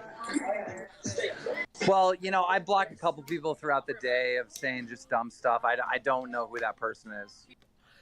Well, just asking. So what are y'all doing? Are y'all partying? What are you doing?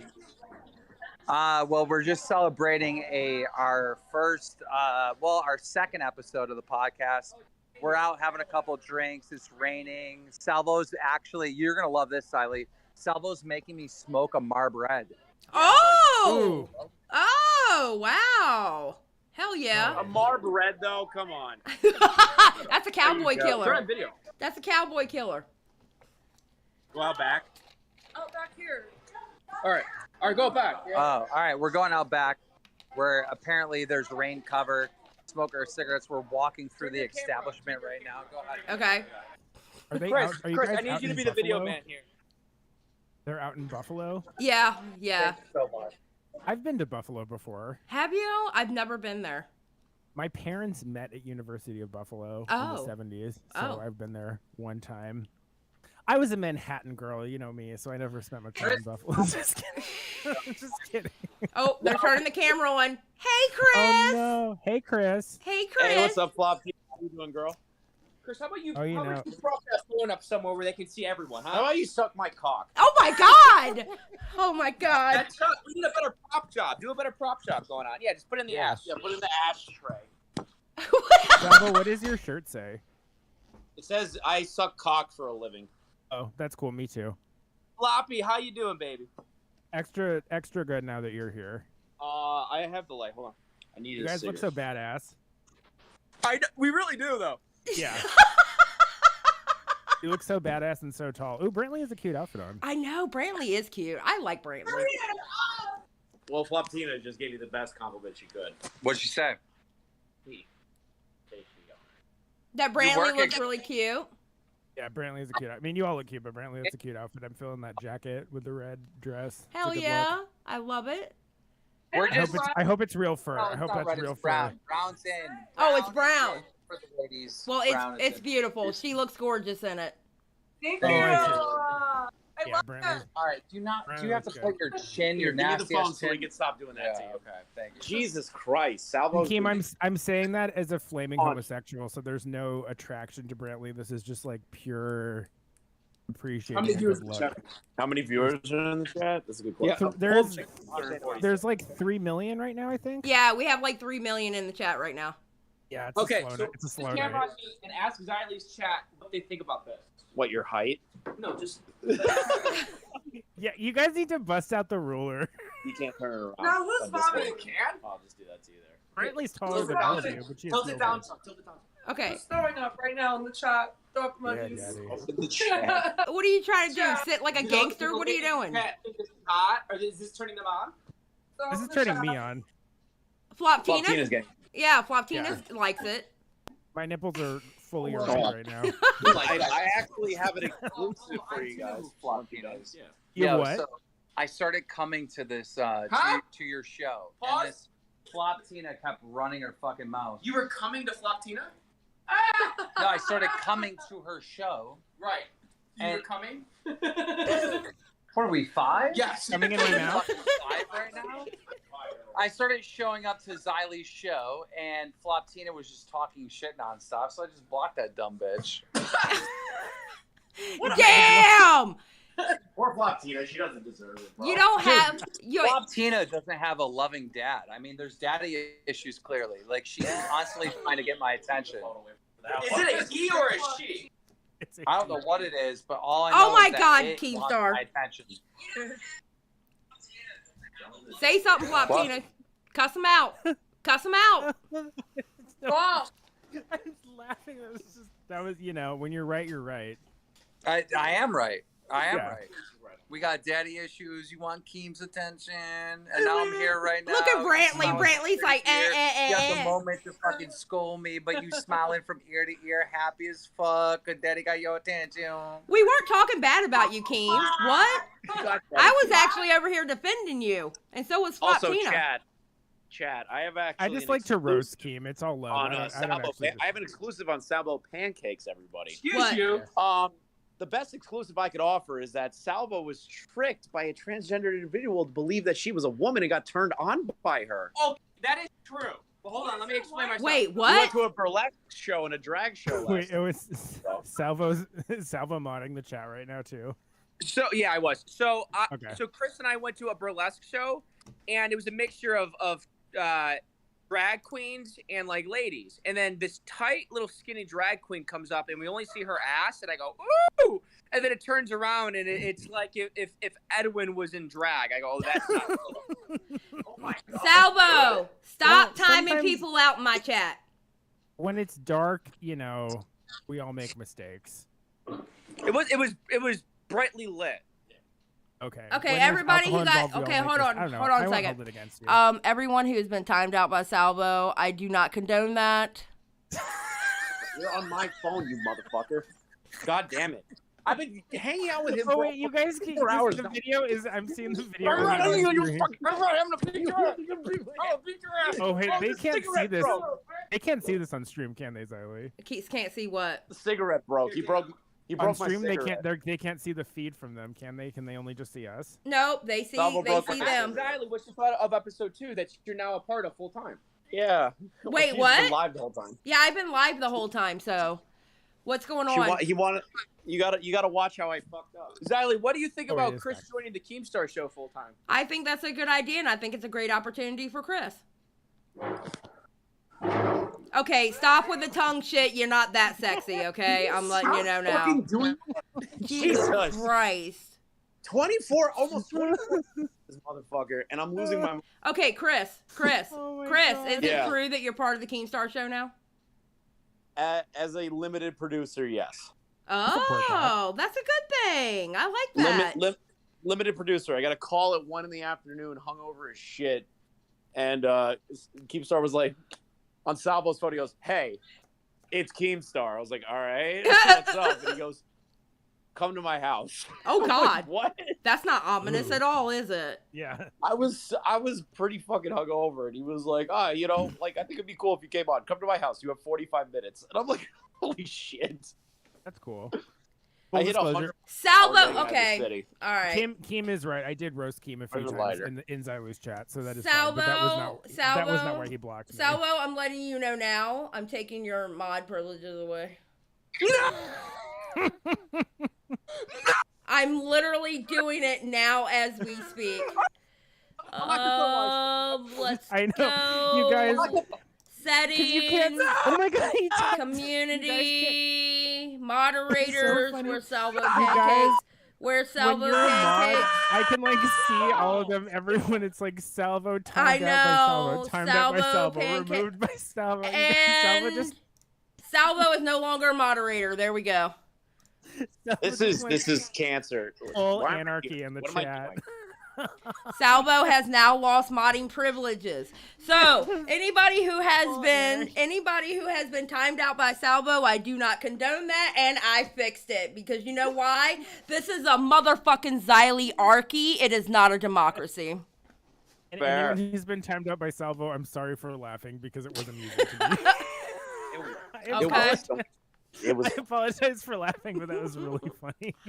But Chris, I don't think Salvo realizes it's gone yet. Salvo just fucking cracks me up. I'm the biggest fucking sucker. Wait, for Xylie, what's your question?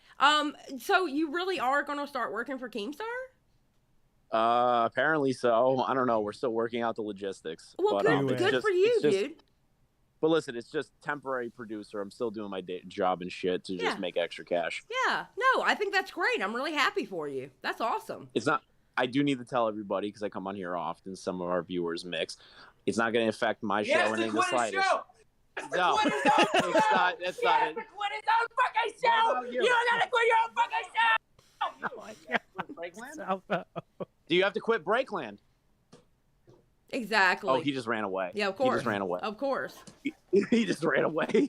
He's at I'm in full support of that. I think that'll be cool. Good for you. This man. is. I am in the weirdest fucking place. This is middle of the fucking. Yeah, where nowhere. are you? What is that? Is that a bar?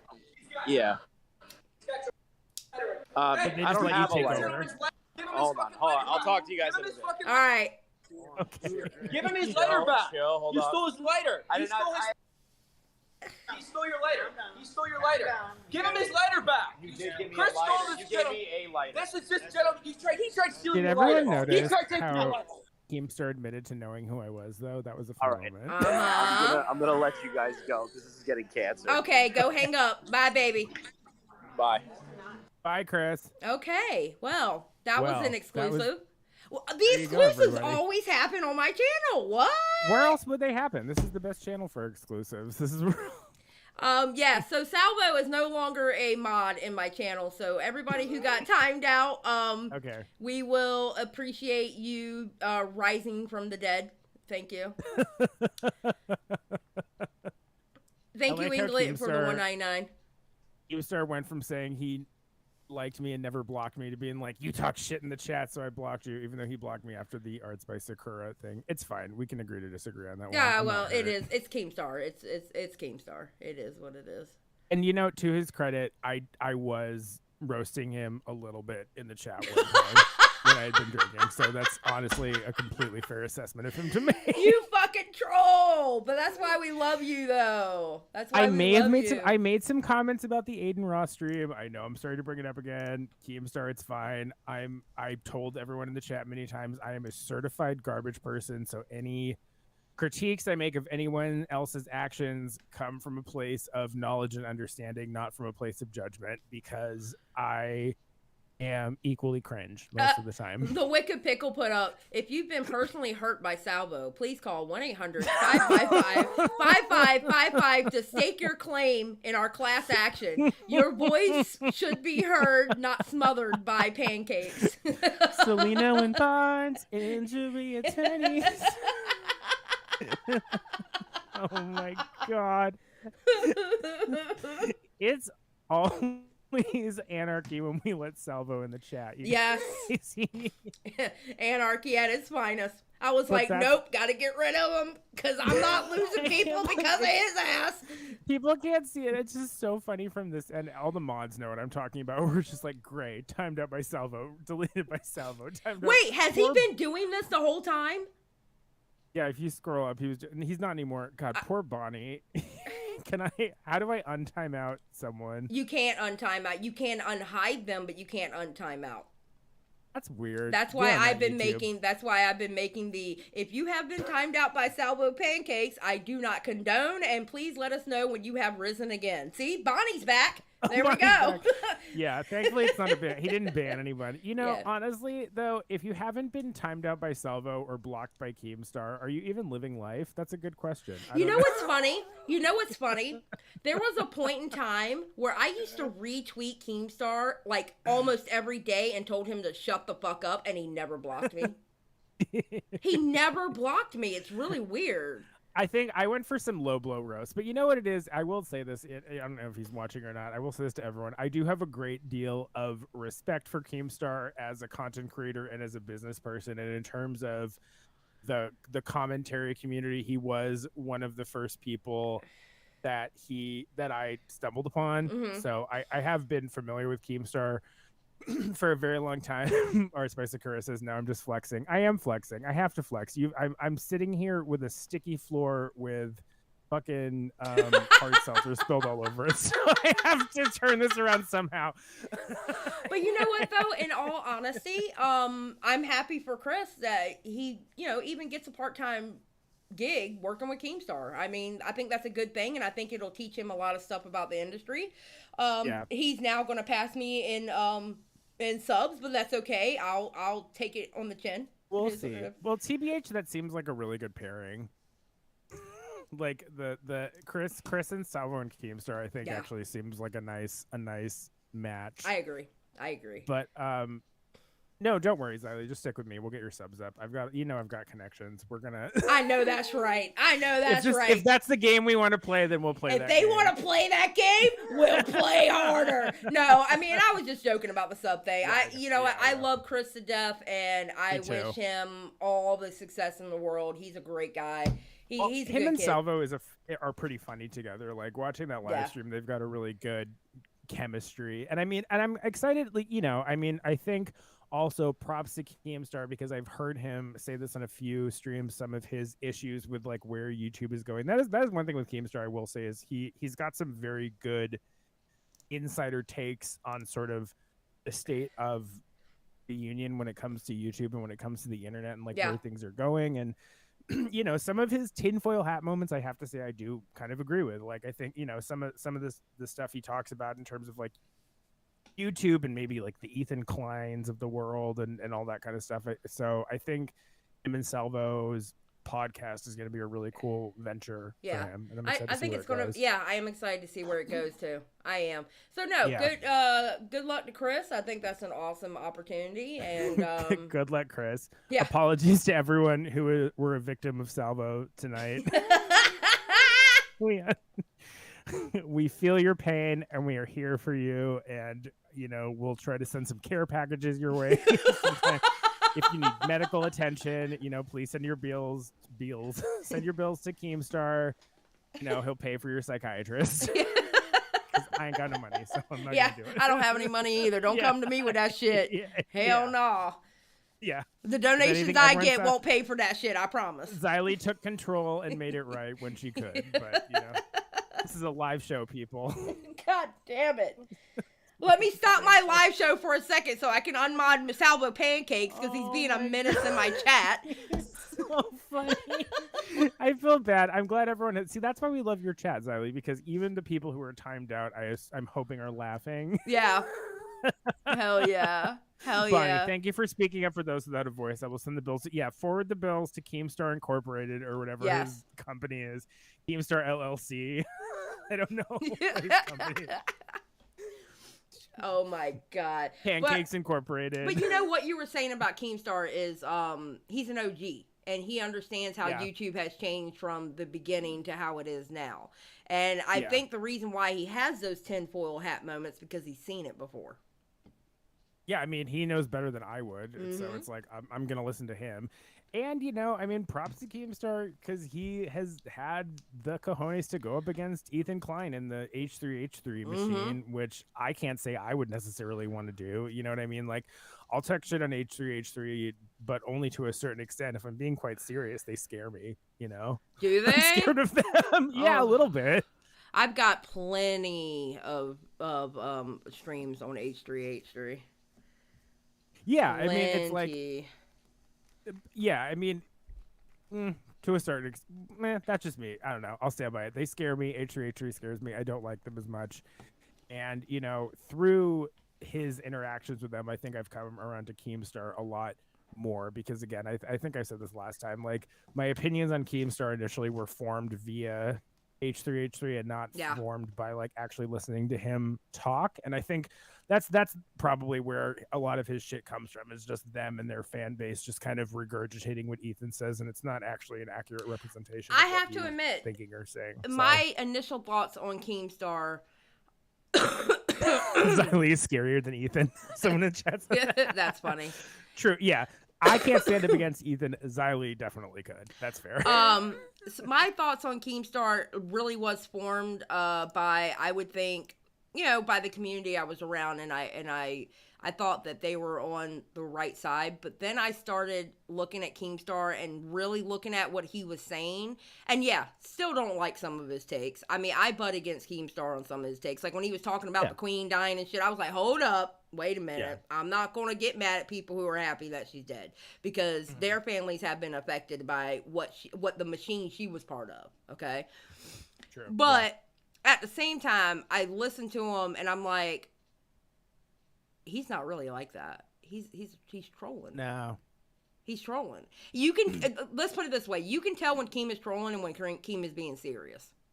You know? Half the time it seems like he's just joking around. Yeah. Even tonight on the stream when he's like joking around saying he blocked me, and I'm like, I don't think that's actually that serious. No. Even if I say blocked. That was him. That was him flexing. That was him flexing, trying to be cute. Yeah. Old man humor. That's all that was. Yeah. And hey, Brantley looked good. Shout out again to Brantley. Brantley, I think Brantley's cute. I like Brantley. Yeah. And I like the fact that she beats him up, and I'm like, good for her. I mean, I'm not one for domestic abuse, but I think Keemstar and Brantley is the exception. Just saying. Well, and you know, to his credit, also, it's like the world that I've come from before, and the working around some finance people. I've met a lot of billionaires in their 80s and above who have wives who are 30 something. Yeah. You know, like people, if you think Keemstar and Brantley's issue is a concern, which I do not, like, wait until you look at some of the people who own your banks and then their wives who are like 40 something years younger than them. You know what I mean? You think a 20-year age difference is bad? Wait until you see some of these couples walking around at a benefit. We were like, oh, is that her grandfather? Oh no, her husband. Okay, cool. Look, carry on, everyone. I'm sure it's all love. That's the reason you're together. My love. husband and I are 10 years apart, right? And his sister, she found, when his mother passed away, they found some kind of art project he did when he was 8 years old. And when I looked at it, I was like, I feel kind of weird because I was 18 years old when he made this. Was smoking my first cigarette and you were making your first ashtray. Oh my God. And I just looked at it going, I feel weird looking at this. I feel really weird looking at this. Oh my God, I was 18, you know? Now, just to be clear, I was 41 when I met him. That means he was 31, so he was a grown-ass man with his own house. You're well of age. Yeah, it's like once you're past like 20-something, it's like, come on now. But still, yeah, it's like when you move it back to a certain point in your life, you're like, oh. Yeah, I mean, it was like, look, and it said in the back, made by my husband's name, 8 years old, and I was like, oh. Oh, well. And Well, at that's one that of my favorite- time, oh my God, for him to be 8, yeah, I was graduated high school. Yeah. I was like, oh my God. That's always one of my favorite lines. Have you seen American Pie? Yes. You remember when he's having a drink with Jennifer Coolidge's character, the MILF, and she's like, the scotch, aged 18 years, just the way I like it. Oh my God. Oh my God. That's my favorite line from the movie just because I love Jennifer Coolidge. The original MILF. She was the one who brought the MILF. Not that you're a MILF, because we all know you don't have children. Yeah. Xylie is not a mother or a grandmother, chat, everyone. Yes, God damn it. Yes. But yeah, I always like that line. So it's fine. Yeah, I mean, I've hooked up with someone just asked, am I the homewrecker of the rich men? No, Jacob, and I really wish I was. Trust me. If I was, I would be bragging about that all over the place, but I'm not. You really would. Yeah, you really would. Though I don't think I could, like, some of the, like, who was it? I think it was Kathy Griffin. She had a joke about Anna Nicole Smith. Like, remember after Anna Nicole Smith's husband died, the really rich old guy? Yeah. And there was that whole court case about them. She had some joke and she was like, I'm sorry, but if she gave that man just one hand job, she earned every single penny. And I was like, yeah, it's kind of true. With some of these relationships I've seen, I'm like, well, would I bang that dude? I don't think so. So you earned those millions of dollars. That's the way I looked at it. Shit. Oh, gross. Wait, what is going on? Is somebody exposing Seriously, me Cap, on Jennifer Twitter? Coolidge is the queen. Oh, Riveter was exposing me an hour ago that I called him a slut. I did call him a slut. I certainly did. You call me a hussy all the time. Yeah, I call Because everybody a slut and a hussy. What? Because it's an accurate observation. Okay? Is it you calling names or is it you merely stating a fact that you see with your own eyeballs? I call them like I see them, just saying. Yes. That's why it's called Xylie Gets Real, everybody. Exactly. So if I think listen, you want to see a bunch of hussies, come to my chats when I do a Willie Mack video or a Charlie video, and then you will see hussies rise up together. I've never been, I mean, I'm a hussy, but God, the Willie Mack army are a whole new level. Hey, Paige. Oh, hey, Paige. We love Paige. Paige. I was watching your Twitch stream like right before we went on. We love Paige here. Paige is in Jamaica. I'm so jealous. I Paige is know. having like the time of her life. It looked so cute. Like, her and excuse her me? Yeah, I know. Not fair. Just saying. Archprice of Curtis says all the hussies love Willie Mack. The hussies do love Willie Mack. And you know what? I'm going to go out on a limb and say Willie Mack loves the hussies too, or at least the attention from them. I don't think it's He the worst loves thing that's the happened to Willie attention. Mack in his life. Because he will come in this chat when he knows I'm reviewing one of his videos, and he goes, oh my God, this chat is so thirsty. Yeah, for you, Willie. Oh yeah, Willie go ahead Mack, and call them out, Willie. He's got that sense of humor. I love Willie. Willie's a good guy. Willie is 100%. Paige, why are you doing your guy. makeup? Are you going out? Are you going on the street? I guess Paige is probably going out, right? She's in what? I don't even know what time it is in Jamaica. Paige is like amazing. She's like always interacting with people from across like 5 different crazy time zones that we're not in. Not crazy time zones, but you know, like drastically different time zones. LOL. Then are the chots for Charlie. Oh my God. Yeah, Paige. I love Paige. I wish I was. Last night I was talking to. I always think of this with Paige. Last night I was talking to my friends. So I love British people and like British culture. I'm hoping for drinks. It's 9:15 p.m. Fair. My friend just started dating this British guy, and he like just moved to the States a few years ago. And so do you know that fanny in Britain or in London, like the term fanny is basically their slang term for the word pussy? Did you know that? No, I didn't. Are you serious? Yeah, so no, 100% serious. So like calling it a fanny pack is really funny to British people because they call it a bum bag. So the fact that like it's basically like if they said this is my pussy. So it's a pussy pack. Literally, yeah. Oh my God, that's funny. So one of the first times I ever went to London for a work trip, I met this. Yeah, fanny pack is hilarious. I met this. Hopefully, I'm sure Paige might appreciate this more than anyone. But this is again what I told you. I said this last time. Like I have these quotes in my head of just funny things people have said that I recite to myself, inside jokes to myself. And I met this Scottish guy when I was at a club in London, and I wore like a fanny pack around my torso, like my bum bag, and every single British person I met, because I'm an immature idiot, I was like, "Isn't it funny we call it a fanny pack, and you don't call it that because it means pussy?" You know. And I met this Scottish guy. He was like, "Oh yeah, I have this friend, and she always comes back after a night out of dancing, and she goes, 'Oi, I got right disco fanny,' which." Oh my God. Right disco fanny is a Britishism for very sweaty vagina. Oh my Disco fanny. God. So that is, to this day, one of my favorite things is, yeah, if you ever hear me now, I can include everyone on that inside joke. Yeah. Oi, I got right disco fanny means, wow, I have a very sweaty vagina. So Oh, you're welcome, everyone. my God. I'm going to use Disco that. fanny. Disco fanny. I'm Isn't going that to a more use that. fun way of, isn't that a more fun way of saying it? I think so. I love it. What accent was that? That was my impression of a Scottish accent from a guy who lived in London. So he had like said he was Scottish, but he like kind of was British. Oh my God. Oi, I got right disco fan. It's just the funniest fucking thing ever. So that's another thing I say to myself all the time. So I'm happy to share it with everybody tonight. So I guess I have to look into that boy in a band thing now, huh? Ugh, I mean, what we saw was pretty upsetting. It's like, Jesus Christ, how many of these people? Isn't it sad? You had the like grooming underage. It's always the underage girls, right? It's like it's bad enough that you're a sexual predator, but then it's like you had to groom the underage girls, man. You couldn't even keep it within your age range. Not that that's better, dude. but like, Jesus Christ. Yeah, I guess I'm gonna have to look into that. I'm not doing it tomorrow though. I refuse to work at all tomorrow because this is my job. I refuse to work at all tomorrow. I am dyeing my hair. I don't want to hear about Twitter. Matter of fact, I might not. Well, I can't say that because we all know that's not going to be true. I was about to say I might not even be on Twitter tomorrow, but we all know that's not going to happen. It's hard to not be on Twitter. Twitter, oh God, I have to be careful with Twitter because I know just how that network works, and I know it's just constantly showing me things that are designed to make me mad. So it's always making me mad. Oh my God. But Bo Black's followed me back tonight, though, so yay! At least there's that. We do love Bo Blacks. Yeah, we love Bo Blacks here.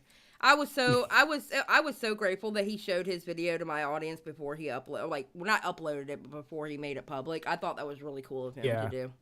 Yeah. It's gonna be the same color, Emily. I never questioned the mania. Oh my God! Holy shit! He went off in that Spaces. My God. I don't blame him though. I'm telling you, that's his new quote now. That's the new address the allegations is I never questioned the mania. Oh, sorry, yeah. What color are you dyeing your hair? I'm trying to remember the name of it. Oh God, what is it called? I can't remember the name. Bonnie. Holy shit, I can't remember the name. I have. What brand do you use? Do you use Manic Panic or Yes! Pinky Color? Manic Panic. I use Manic Panic. I think I use Manic Panic. The Snookies and whoever's Tish Manic and Panic. Snooki, yeah. Yes, I use Manic Panic. I have like a 6 degrees of separation from Tish and Snooki, so I will say I really like Manic Panic. They're a great company. Well, I can tell you this: their hair color stays in forever. It really does. They're like one of the original punk rock brands, too. Oh, really? Oh, yeah, that's how Manic. Yeah. Oh yeah, that's how like they got their start. Kind of, it was like in the punk scene in New York in like the 80s or something. I did not know that. Oh yeah, they're like one of like the first big like alternative hair color brands, but they have a lot of crossover with like some of the 70s New York punk scene. Tish and Snooki. I feel like they might have had some Andy Warhol things. I don't remember too, but definitely like Sex Pistols and the Ramones and like that whole scene, like the CBGB scene in New York. Tish and Snooki were all up in that. Oh, I didn't They're still know pretty. that. They're still pretty connected in the art scene in New York and like with some of the cool old people. So yeah, I've known some people who work for them. They're cool. Oh hell yeah! When I was fun and lived in New York, back when I was a Sarah Jessica Parker living my gay Sex in the City fantasy, not anymore. I love you. I love you so much. Your references are fucking crazy. I swear to God. Oh yeah, I've got them all now. And now that I'm 2 hard ciders in, it's like all bets are off. I know that's right. We needed a detox from the Twitch stuff. That shit is just so heavy to talk about too. All of that, because it's like it's good to cover, and I respect the commentary community for covering it in the way that they did. But it's like I like to crack jokes, and some of that stuff, it's like you can't crack jokes about it. Right? Yeah, it's like some people were getting mad at Destiny because he would laugh at little things like what Mitch would say, and I'm thinking to myself, he's listening to a 4-hour conversation. To just you have to have moments of. Like, even, I guess you would consider it dark humor, but you can't stand there stone-faced or it's going to fucking affect you. You know, when Mitch would say something stupid, I kind of laughed at it too, because it's like, Mitch, you're an idiot. What are you saying? You know, and people were getting upset with him. And I'm like, what? Shut the fuck up. I mean, and the whole situation is ridiculous. And like, I mean, this really is Twitch's adpocalypse, right? I mean, for lack of a better term, but it's like this is so much worse. Like YouTube's adpocalypse was just like Google and YouTube decided to be extra greedy one day and like, you know, said, oh no, the advertisers don't like some of the spicy takes going on. But this is like conspiracy, cover up, espionage, you know, lies, deception, content house, money, gambling. It's just like woof. It's got all the makings of a really dramatic story. I'm about to expose Joe Mega.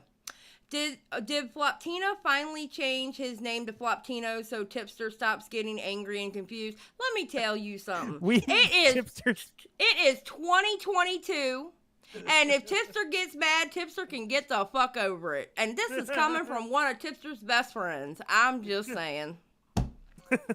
No, remember, I think Tipster was on last time. He said it was fine, everybody, so that's fine. Tipster missed some of my initial chats where I said from the beginning I never claimed to be a woman. So Tipster just saw that PFP and the name. Yeah. I mean, because I have to admit, I thought you were a woman at first. And then when you told me you weren't a woman, I was like, oh, you a troll. I see it. There's no makeup or Photoshop on that picture. I don't know why people would think that. It's just my natural face. It's just a natural picture. That's his natural face. So don't get mad because he looked better than most of y'all. Just saying. Yeah. No makeup or Photoshop, everybody. I don't know what you're talking about. I was almost a goth mommy. Almost a goth mommy. Yeah, but do you really want to be a goth mommy, though? No, it's fine. Yeah, Tipster got confused. It was funny as fuck. Yes, it was, Captain Poopers. Thank you for the 5. Poor Tipster. I thought Floptina was a troll. A troll? How dare you? I have never trolled in my life. I'm very serious. Yep. I respect everyone. 100. I've never said a disparaging thing about Keemstar. Not once.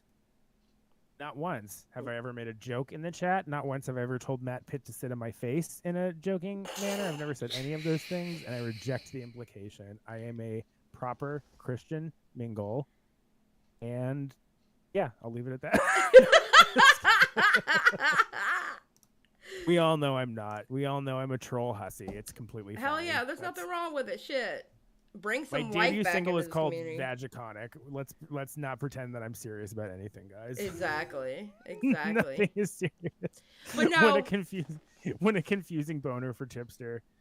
Moonhang, if I had $1 for every confusing boner I called in my life, I would be a millionaire right now. Caused. Mm-hmm. Well, and that's why, but you know what you were saying, that's why I wanted to do these Sunday things, because it might be a heavy week and this would be a great time to decompress from it, you know? Yeah. And I love the conversations like you and I have, like in the DMs and stuff like that, and I'm like, you know what? I think it'll work. I love it. Fun. And so we let Salvo and Chris crash again. Those two, they can't stay away, but it's fine. Well, that's okay. It was only one crash. It wasn't a bunch of crashes, and we're still getting out of here on time, so it's going to be okay. It's going to be okay. And Salvo didn't even do any TOS violations this week. No. So it was good. It was good. And just to let you know, because the music that was played in that bar, I may have to cut that part out because I might get a copyright claim, but the video will still be up, okay? It will not go private. We understand. That's not you. That's YouTube. But, you know, it's like I don't hit the player. Don't worry, Xylie. I understand. So y'all might end up not seeing the chat back. Y'all might not end up seeing the chat back because I have to cut that part out from YouTube Studio. Oh no, everyone can't see when they got timed out and banned. How depressing. Yep. Fucking Did you Salvo. Did you really unmod Salvo? I did. I really unmodded Salvo. You think I'm joking? No, I believe you. I 100% unmodded Salvo. He's not going to terrorize my fucking chat. He might get it back if he promises not to touch the button. He didn't. Yeah, you can't abuse the mod privileges. It's a privilege. It's a privilege and a right. Listen, I don't know how many times I got to say this. This goddamn channel is not a democracy. It's a Xyliarchy, okay? Yes. This is a Xyliarchy. Get it straight, everybody. Get it straight. Get it fucking straight. Period, point blank, period. Period, point blank, period. I love that saying. It's a great saying.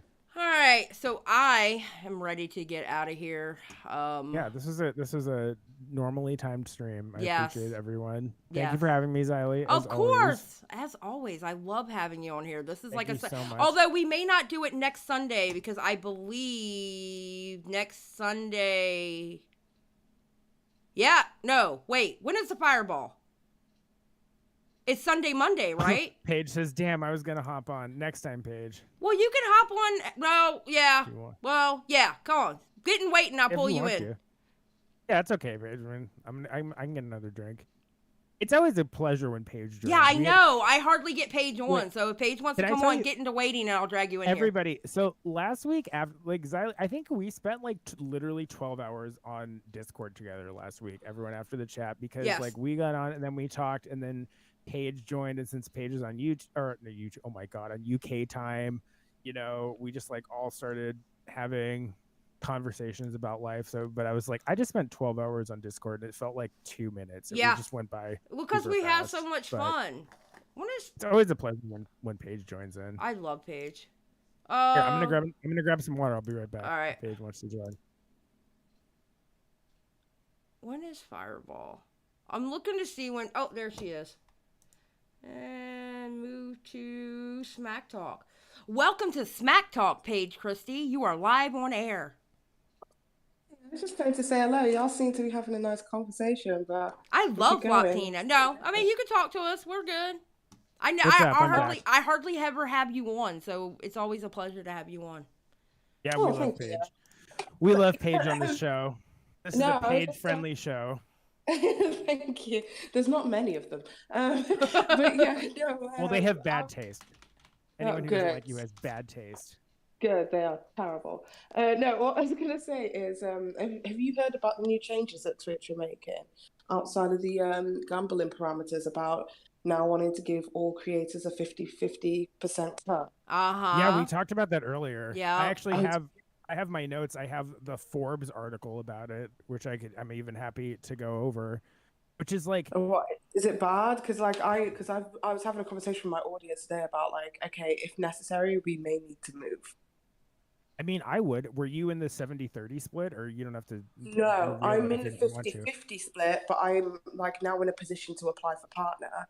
So it's just kind of I've worked so hard to get to this place, and now I'm here. It's nah, you don't get it. So I'm fuck it, let's just do YouTube. I think it's actually going to affect the bigger streamers the most because they were in the 100,000 bracket. Yeah. So once they passed the 100,000 bracket, they were getting 70-30, but everybody else was getting 50-50. Yeah. I thought the 70-30 revenue share happened when you became a partner, regardless of size. Well, it says there you go. Go ahead, premium. It says Twitch has announced on Wednesday. This is according to Forbes. Twitch has announced on Wednesday that quote-unquote premium creators who have received a 70-30 subscription split in their favor will now see that split capped after the first $100,000 of earnings. So are the premium people partners? I just says they called it premium creators, and it links to a letter from Twitch president Dan Clancy on the subscription revenue shares. It links to their blog post, which I haven't made it through now. So that's this is from Twitch's blog. For these streamers still on these premium deals, I'm not sure what that means, but it says this is for premium people. So is that like a premium partner thing? I guess if you're a partner, you're in the 50-50, but premium people were in the 70-30. No, so there's you get so you've got not partner. It's there's another stage before partner, So I think you just get monetized to begin with, and that's your 50-50. And after monetization, you get this whole thing. They give you like this whole list of things it is that you need to achieve, and it's called Pathway to Partner.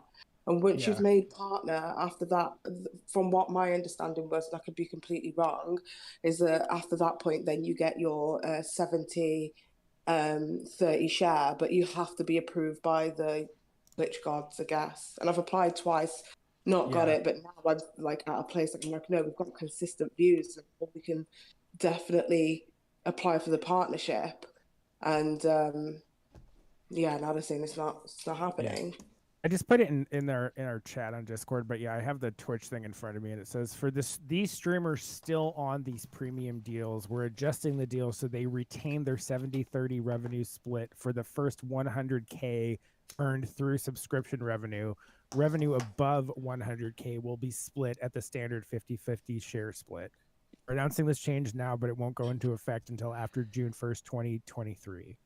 Oh, okay, that's not too crazy. But here's the thing, though, like that's essentially them saying, okay, we're just going to take more of your money.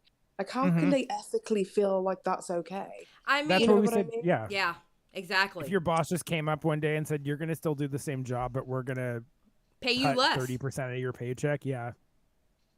Yep. Yeah, and do you know how many hours go into streaming? Some of these people are there like fucking 10 hours a day. Mm-hmm. Yeah, I mean, it's like I could understand. I was talking earlier. It's like this. So another thing I say with Twitch is like it doesn't surprise me.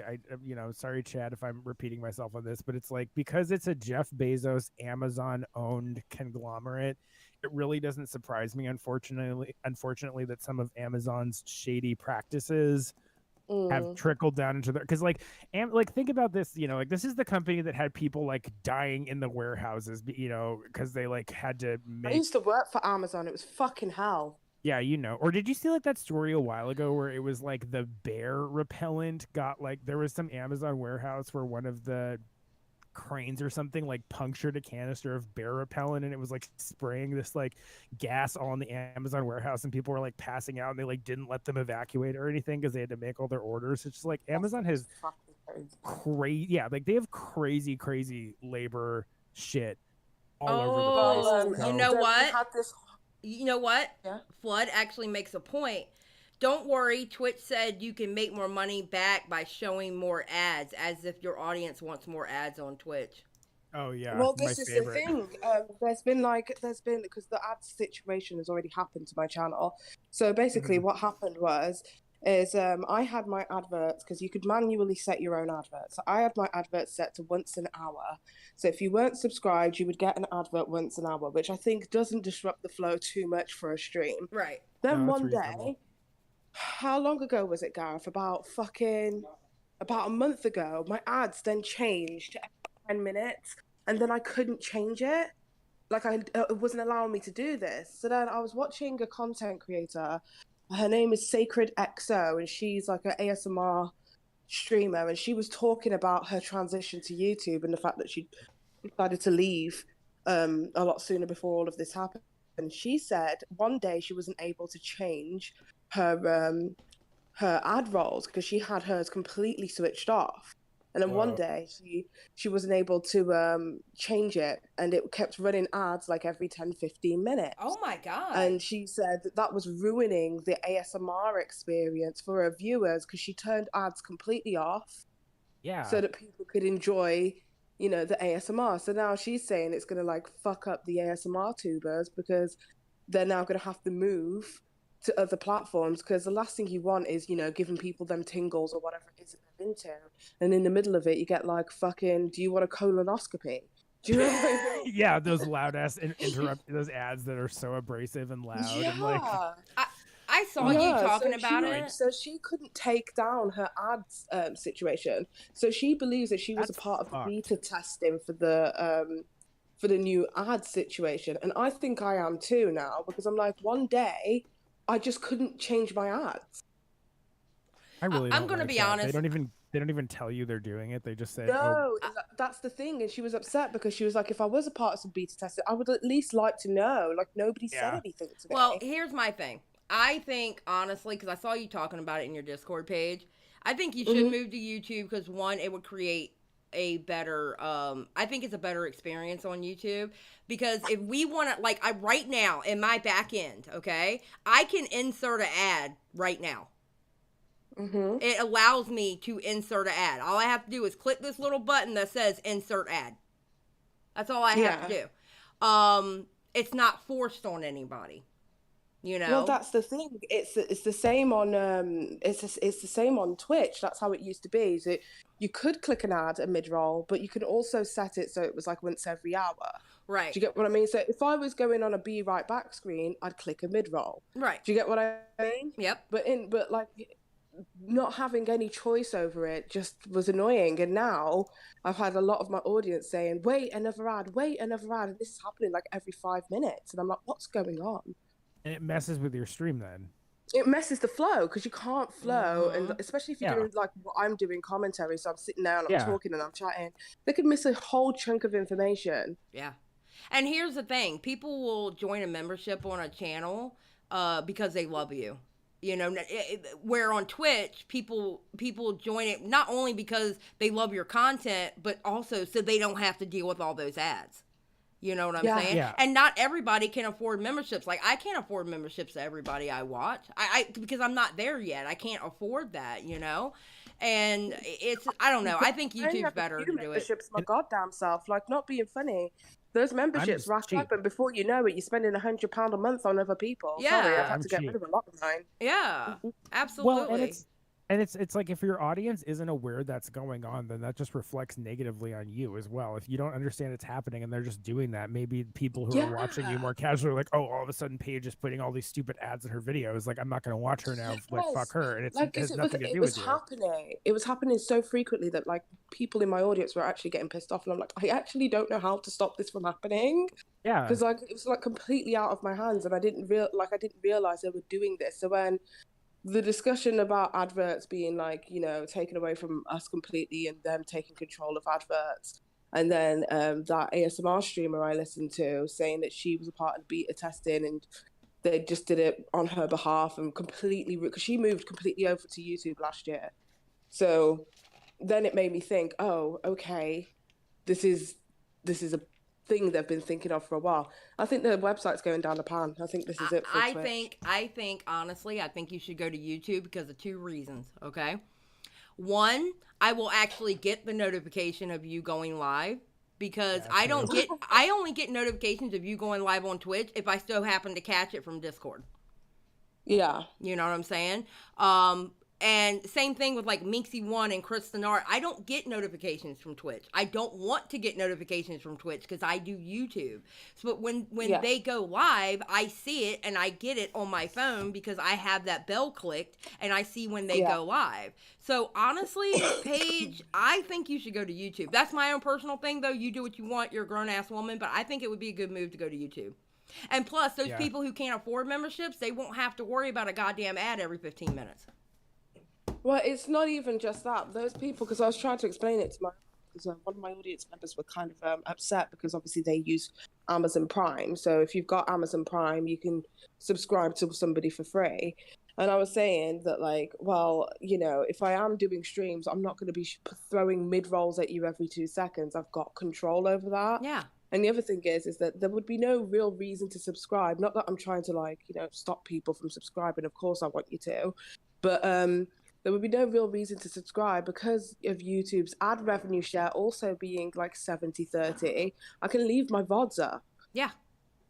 And like, because for me, for my audience, that's a part of their perks, is that if you're a subscriber, you have exclusive access to that. Now there's no exclusivity. You can watch me wherever the fuck you want. Yeah. Yeah, I think it's a good idea. I think it's a good idea to go to YouTube. I'm going to be honest. But it's just like, it doesn't, regardless of all that, it's just really not cool of them to do that without telling people. And it's just one of those things where it's like, we all know that these companies don't just make those decisions off the, you know, one day. It's like there was meetings and memos and like this was clearly a conversation that was happening a long time in the back end. It just seems like, I don't know. I wouldn't be surprised if there was some shady ass meeting where they're like, let's just put this on people's videos and see if they notice and see how much money we get. You know what I mean? And then it's like, who were they doing that to? Who weren't they? I mean, you can get all tinfoil hat about it, which I love to do, but it's just like that's the part that really doesn't sit well with me, is just like non-consensually taking over someone's channel with ads. Yeah. And then alienating their audience, and then you're the one who has to deal with the fallout from it. It's just not fair. Yeah. It's extra work that you don't need to be doing. And It's you not know fair. what? Yeah. And then if anybody complains about this too, you can share, you can gift memberships now on YouTube. Mhm. Okay? Yeah, you can. So, I mean, we've got everything except for like the way the chat is done on Twitch. We pretty much have everything Twitch has, if not actually can better. You raid? Can you raid Yes. somebody else's stream on You there? can, Oh, but, really? but here's the thing. They have to have it clicked on their back end that you can either get raided by anyone or raid by certain channels. I have it clicked I can get raided by anyone. So yes, you would be able to raid me. Yes. Oh, okay. So, well, then that just makes more sense. Mm-hmm. I just don't know if I want to. The only thing that makes me sad is that like there's been people who've been with me for like 2 whole years on Twitch now. Yeah. And they've got their little badge and they've been paying monthly and all that kind of stuff. And it just feels like, you know, I know it sounds stupid, like that stupid little badge means something. It means you've been here. Yeah. Do you get what I mean? Yeah. It's like they're going to have Yeah. to start from scratch. And that makes me sad a little bit. Well, I mean, yeah, but at the same time, I don't know. I mean, I kind of get what they're saying. I get it. It's like a badge of honor, you know, but unfortunately, Twitch is becoming a shitbag platform. It is. It's becoming a shitbag platform, and honestly, it's starting to be unfair to its content creators, and when it boils down to it, the content creators need to be looking out for themselves. Yeah. Yeah, I hear you. I'm just sad about it. For me, Yeah. honestly, I started Twitch around the time that I had like postpartum depression. Yeah. So like for me, like this has been like such a lovely little safe space of mine that makes me very happy. Yeah. So I don't know, I feel like a piece of me's fucking dying at the same time. Honestly, I think you'll do better on YouTube because it's more accessible. It's actually a lot more accessible with people on phones that can chat in your chat too when you do it on YouTube. Yeah. Twitch sucks on the phone. Twitch absolutely It does. sucks on the phone. That's why a lot of Does times it? that's why I don't watch Twitch. That's why I don't like watch a lot of Twitch streams, because if they're doing it during the day when I'm running around, I'm not sitting at my computer, I'm not going to go on Twitch on my phone. Because I can't chat because I don't have the I don't have my Twitch connected to my phone. And plus the interface for the Twitch on the phone that's true. fucking sucks. But when somebody's live on YouTube and I'm running around doing like cat boxes or vacuuming or whatever, I got my earbuds in and I can chat something in YouTube, you know? Yeah. It's I even a have better YouTube in interface my- for the phone. YouTube and my TV and my phone are hooked up too. Like sometimes, you know, you can do that. Like if you have the YouTube app on your TV, but you can like chat on your phone. But I feel like maybe this is just me and maybe it's user error, but I feel like Twitch always logs me out on my phone too. Yes. My Twitch app is always logged out and YouTube keeps me logged in. So that really annoys me. So yeah, I think it's a better move, honestly, for I was the watching overall... Paige's Twitch before we got on. I was watching Paige from Jamaica on Twitch, like literally until we Like, this bitch jumped is in online. Jamaica, I hate her. But I mean, I it's think... so nice here, but there's a hurricane. Oh God. Going on. Yeah, it's going into Kingston, so we're fine. But yeah. Oh my God. It's Yeah. like Oh, a lot that's of right. clouds. Yeah, it's hurricane season. Yeah, so there's lots of storms, tropical storms and stuff, but it's nice. It's still warm. I've Yeah. never been to Jamaica. I really want to go someday. It's great. It's great. I was telling love Dustin Jamaican and Nick food. that they should go, but they're like concerned because they're like, do they like gay people over there? And I'm like, yeah, they're fine. Isn't with gay Jamaica hella people. gay? I feel like Jamaica's hella gay. It's in got some way. way more. It's got way more gay in like Yeah. recent years. Way more gay. There seems to be, because it's a misogynist country, seems to be a lot more emphasis on gay women. They love gay women. But gay men, like we're not in the days of gay men getting stoned in the streets kind of thing. It's changed over here. That's As a good. gay person, I've been to way more dangerous, quote unquote, countries than Jamaica. You know what I mean? I've been to like scary places in Southeast Asia. So Yeah, I think the most that'll happen is somebody might ask you if you're a batty man, and that's about it. It's like, and then I'll that's, say that's yes. the only question. Yeah, and when you say yes, it's kind of like, all right, nice to know. That's it. You're done.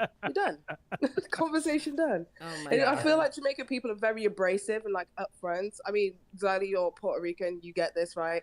in this kind of culture, like people will just tell you to your face some of the like some things that you would not hear in Western society. Like people will come over and say, you know, Pia, you're so fat. Do you get what I mean? Like, and you think to yourself, see, I oh like my that. god, why would I you like say that. But it's like, yeah, I am fat. Like, what are you gonna say?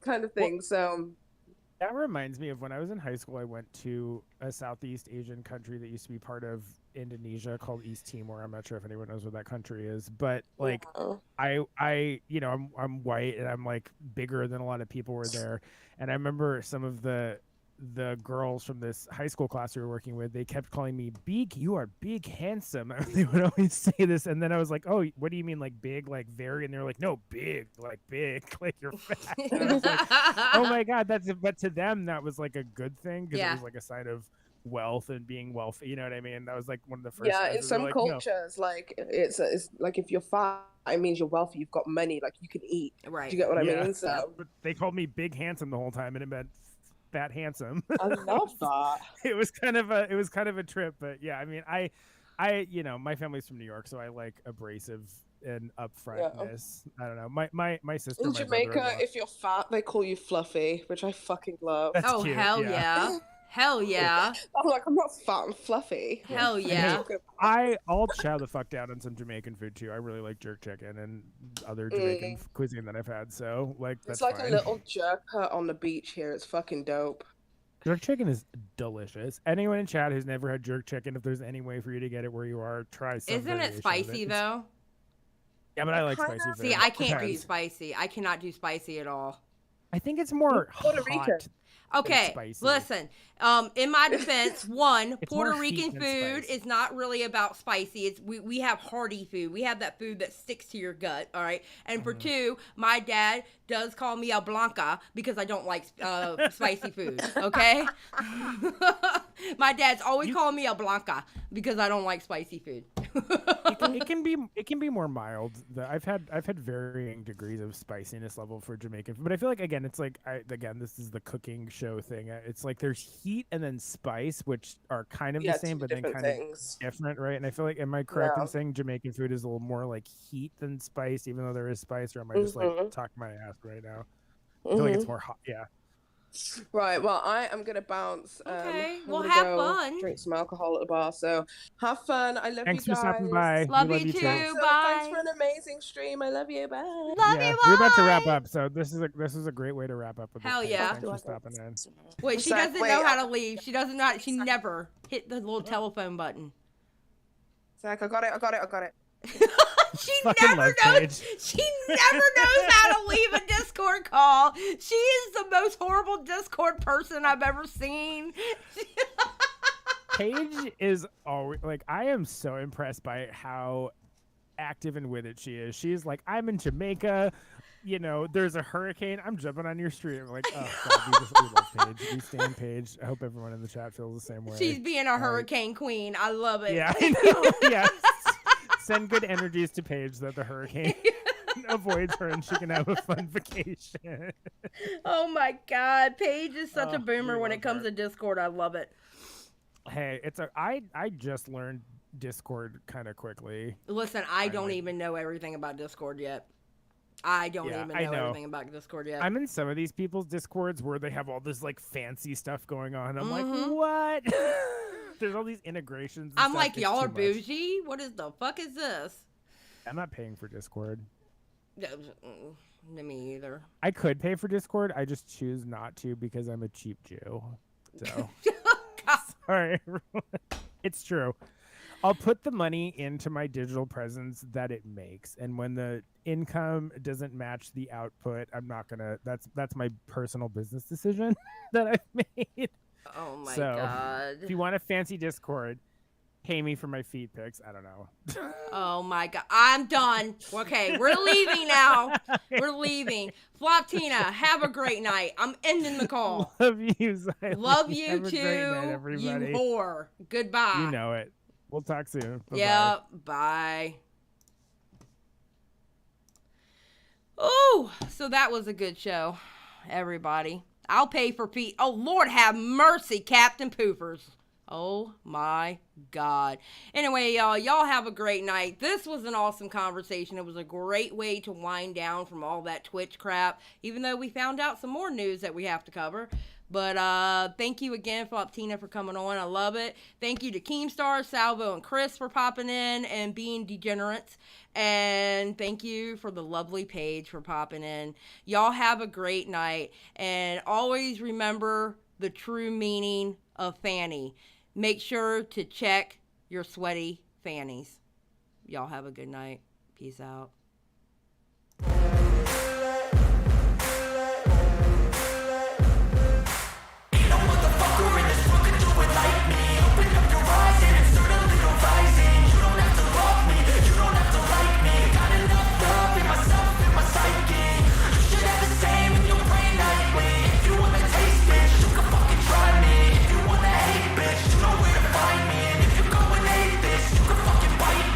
Cruising in my lane fast, call it high speed. I've been working hard, yeah, I've been working nightly. If you think you'll win, ha, not fucking likely. I be taking shots, yeah, cold-blooded, icy. Watching numbers grow is what I call sightseeing. In the front row, run it up when they hype me. The following grows, they know how to ignite me. Call me CEO, I've been running shit right, see.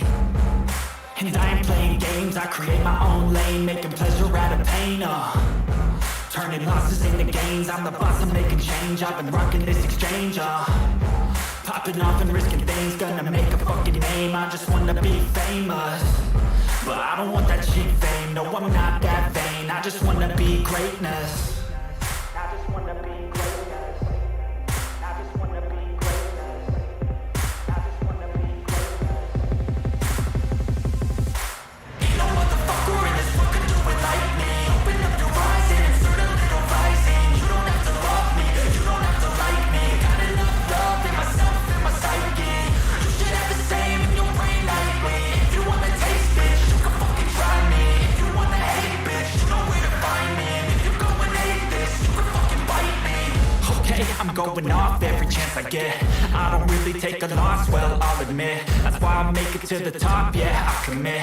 And no, I'm never getting lost, I get after it. Invested in my own stock, cause it's faster than any crypto hits go that we spend. Everything that you see is something I invent, and it's only a percent. I'm gonna take shots, if I miss all, forget it. I'll take a fat loss just to learn all that's in it. I'm taking snapshots, learning how to fall and get it. I'm getting back up, always stand tall, no sweat it. I never back up, I don't miss a thing or regret it. I'm always learning, you could call me academic. I'm always working, never been apathetic. That energy is like a poison, needs some antiseptic.